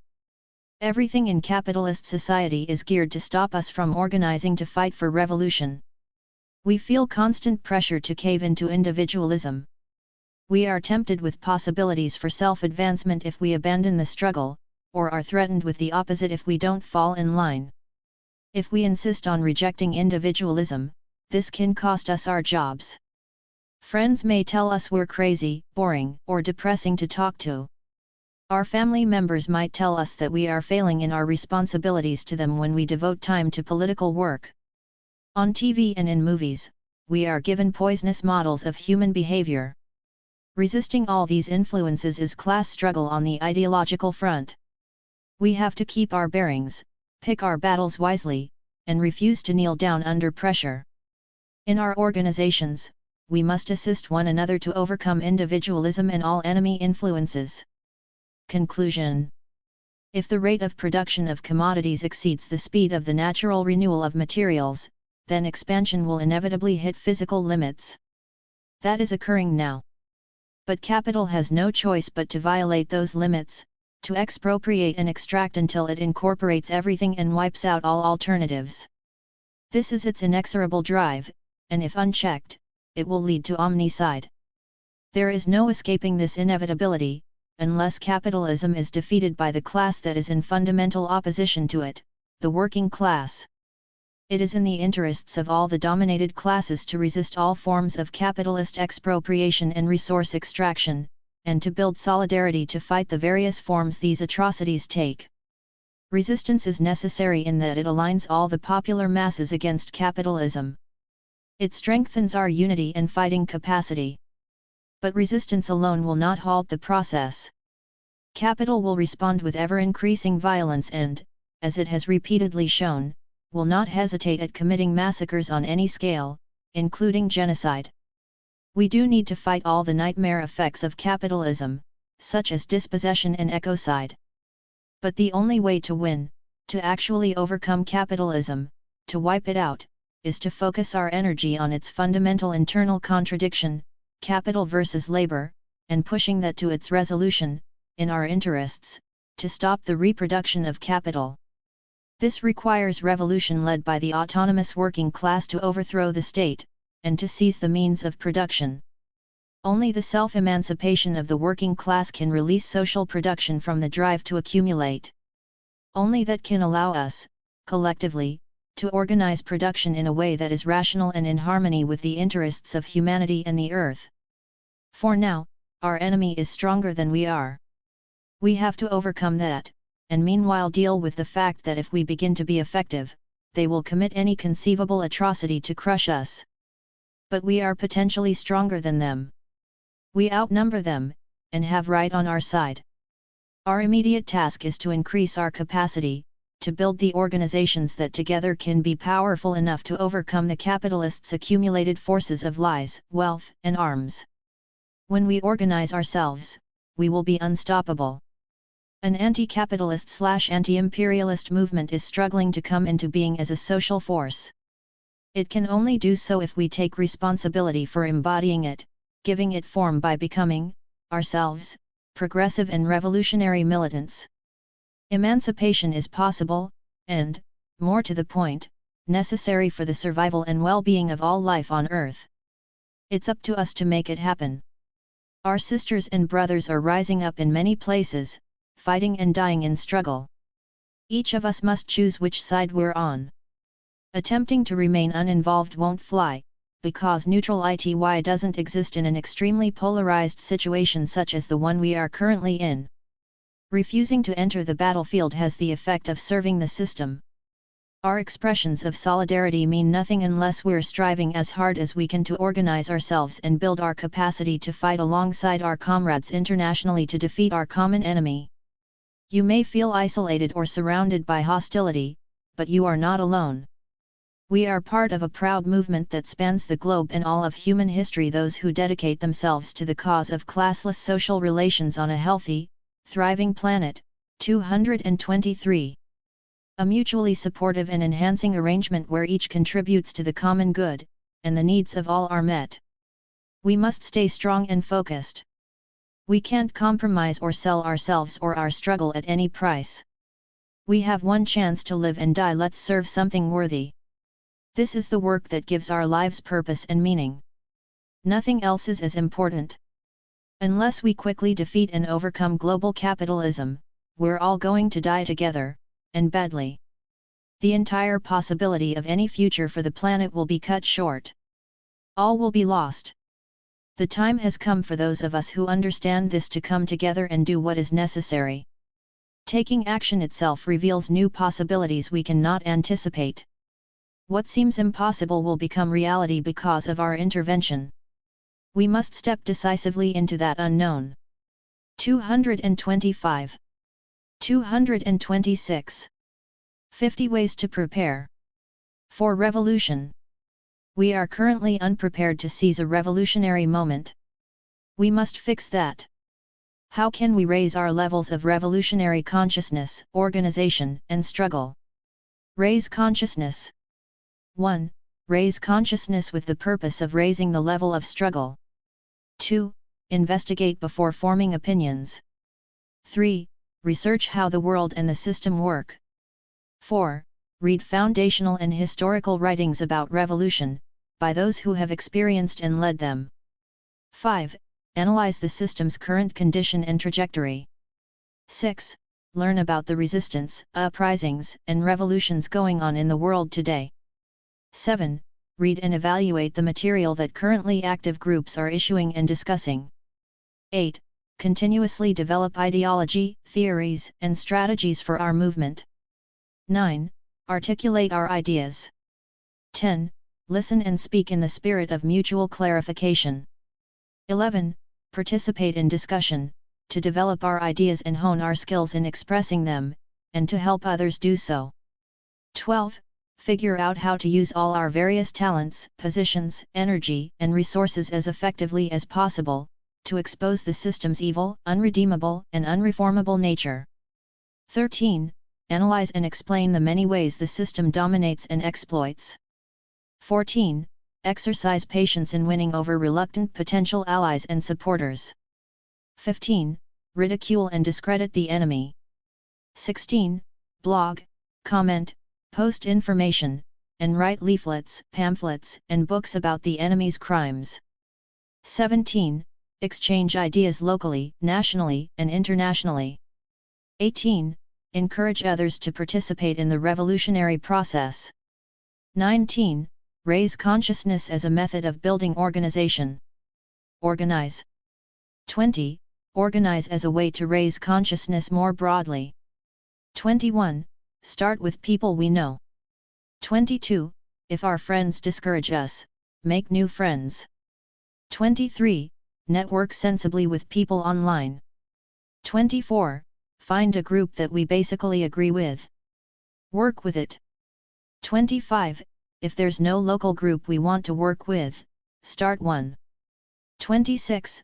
Find local people online who express similar ideas, and meet with them. 27. Write a leaflet with contact info. Pass it out in public to find potential comrades. 28. When we meet people, assess our points of agreement. 29. If we agree on basic essentials, decide how to work together. If not, say goodbye for now. 30. Build organization and ties locally, regionally, and nationally. 31. Define allies according to overall outlook and goals. 32. Don't let secondary differences prevent cooperation. 33. Handle differences between allies non-antagonistically. 34. Refrain from saying anything aloud, on the phone or electronically that we wouldn't want to hear played back in court. 35. Keep illegal drugs away from our political life. 36. Research and practice good security culture. 37. Prioritize the well-being of our organizations over any personal considerations. 38. Organize in order to wage struggle. Struggle. 39. Use struggle to build organization. 40. Collectively determine what we want. 41. Articulate demands. 42. Act as far as possible within our capacity, not either below or beyond our capacity. 43. Assert our rights. 44. Defend and encourage our allies. 45. As opportunities arise, weaken the enemy and its ability to rule. 46. Obey the small laws.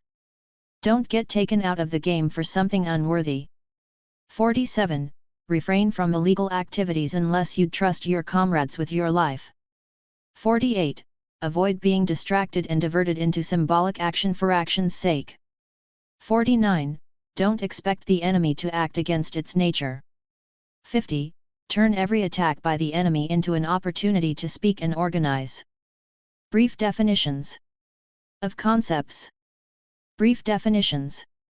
These definitions are extremely limited and constantly evolving. Our interpretations of reality are always constrained by the boundaries of our own thinking. In addition, they can never catch up to reality itself, which is ever-changing. These are not in alphabetical order, by the way, but in a logical chain best read from beginning to end. Mode of production, the matrix of social relations that defines the nature of a social formation, determined by the dominant ways that items for social consumption are produced, accumulated, and distributed. Capitalism is the dominant mode of production in the world today, the current development of 10,000 plus years of class-divided society. Social formation, all of the internal contradictions within the structures and practices comprising a coherent group system that reproduces itself in a constant dynamic of construction and destruction. Social formations include nations, businesses, families, etc. Capitalism, a mode of production in which the social product is produced through the exploitation of workers as they convert natural materials into commodities through the application of labor power, plus the private ownership of the means of production and private appropriation of surplus value by non-producers. Classes, dynamic social forces engaged in struggle determined by the antagonistic relations of production. The fundamental contradiction under capitalism is labor versus capital, which is Mani 234. Fest by constant struggle between the two fundamental and polarized classes, the working class and the capitalist class. This struggle occurs within a matrix of economic, political, and ideological relations. Economic base, the economy of any class-divided social formation consists of the combination of and relations between producers, the means of production, and non-producers. Superstructure, the dominant ideology plus the institutions and exercise of political power, that together justify, sustain, support, protect, and perpetuate the economic base. Social surplus, wealth or products that are not consumed by a social formation, nor are necessary for its reproduction, but can be used for exchange with other social formations. Use value, the quality of fulfilling a need. Many things have use value but no exchange value. The number of these is dwindling as capitalism relentlessly strives to impose exchange value on everything. For example, potable water no longer makes the list. Exchange value, standardized worth in the context of the market, relative to the worth of other items it can be traded for. The labor theory of value, the exchange value of a product is based on the socially necessary amount of labor power that is generally required to produce it. For example, if one person spends an hour catching a fish, they might trade it for an amount of blueberries it took an hour to collect. 235. Absent other factors, it wouldn't make sense to trade the results of a day's worth of fishing for the results of an hour's worth of blueberry picking. Commodity, a product manufactured primarily for its exchange value, from natural materials using human labor power. Commodities are fungible, which means they're standardized for the purposes of exchange, and have little or no qualitative variation. Examples of commodities are grains, lumber, iPads, fuels, currencies, frozen waffles, and labor power itself. Expropriation/extraction, obtaining control of natural resources to continuously feed the productive process. This is done through various coercive means of dispossession, from conquest and overt theft to more subtle forms of domination and extortion. Examples include invading a country and seizing their forests or oil fields, dumping grain to ruin farmers and then buying their land at fire sale prices, using eminent domain to obtain drilling rights under someone's land, and using dragnets in non-territorial ocean waters. Surplus value, the residue of the social process of capitalist production, which manifests as the theft of labor power during the conversion of natural materials into commodities. Only human labor power produces new, material surplus value. The buyer of labor power appropriates the surplus value generated in the process of commodity production. Reduced to its economic essence, surplus value is the portion of 236. Exchange value of a commodity that exists as labor power crystallized in it. The capitalist pays workers less than the value of what they produce. What's left after paying their wages, and after paying fixed costs such as machinery and inputs, is surplus value. Capitalists can pay less than labor power is worth because of the relations of production, their private ownership and control over the means of production, which forces the working class to sell their labor power for survival. Private ownership is accepted by the members of a society because of a combination of ideological domination and coercive force. Capital, the social process of the production of surplus value. It is ever expanding because surplus value must be reinvested and becomes new capital. The production of surplus value is how capital reproduces itself. Profit, the revenue accumulated through an exchange of values. Surplus value and profit are not identical. Surplus value is the productive form of profit, which is crystallized as new material value. Profit can also be generated in other ways, which do not directly involve commodity production. Non-productive profit is the result of the circulation of capital. Fictitious value becomes toxic when speculation overinflates it to a point that it can begin to destabilize an economy. The production, accumulation, and reinvestment of surplus value is the essence and purpose of capitalism, the way that Capital 237 reproduces itself and multiplies. As it grows, capital pushes itself into every investment opportunity it can possibly locate within the global economy, and violently opens up new opportunities when necessary. When inevitable crises of overproduction occur, capital increasingly relies on non-productive means of self-reproduction, putting the system ever deeper into an unsolvable predicament. Philosophies and types of knowledge. Idealism, the belief that the world is a projection of our mental activity, that the nature of reality is determined by ideas. Postmodernism, the belief that each individual subjectivity creates its own reality. Metaphysics, a purely speculative understanding of a phenomenon, not based on empirical knowledge or verifiable facts. Mysticism, the belief in a reality that is beyond the ordinary perception of sentient beings. Animism, the belief that the world is alive and comprised of interconnected subjectivities. Class consciousness, an appropriation of the ideas corresponding to one's class interests. Materialism, the belief that reality consists of matter in motion. 238. Empirical knowledge, based on perceptions and experience. Empirical knowledge is preliminary or embryonic, apprehending the surface level of a phenomenon. Rational knowledge, the analysis and synthesis of empirical knowledge, can help us grasp the underlying core nature of a phenomenon. As we define phenomena, the practice of rationalizing empirical knowledge is the opposite approach from relying on preconceived formulas or jumping to metaphysical conclusions. It helps us avoid pragmatism. There is a dialectical relationship between empirical and rational knowledge. Both kinds can be either direct or indirect. When enough empirical data is acquired, this lays the basis for rational understanding. Acknowledgements. This book owes a great debt to all those who read early drafts and provided corrections and valuable critiques, as well as those who pointed out instances that required elaboration or clarification. Rather than risk leaving anyone out of a long list of names, I offer my deep appreciation to all of you collectively.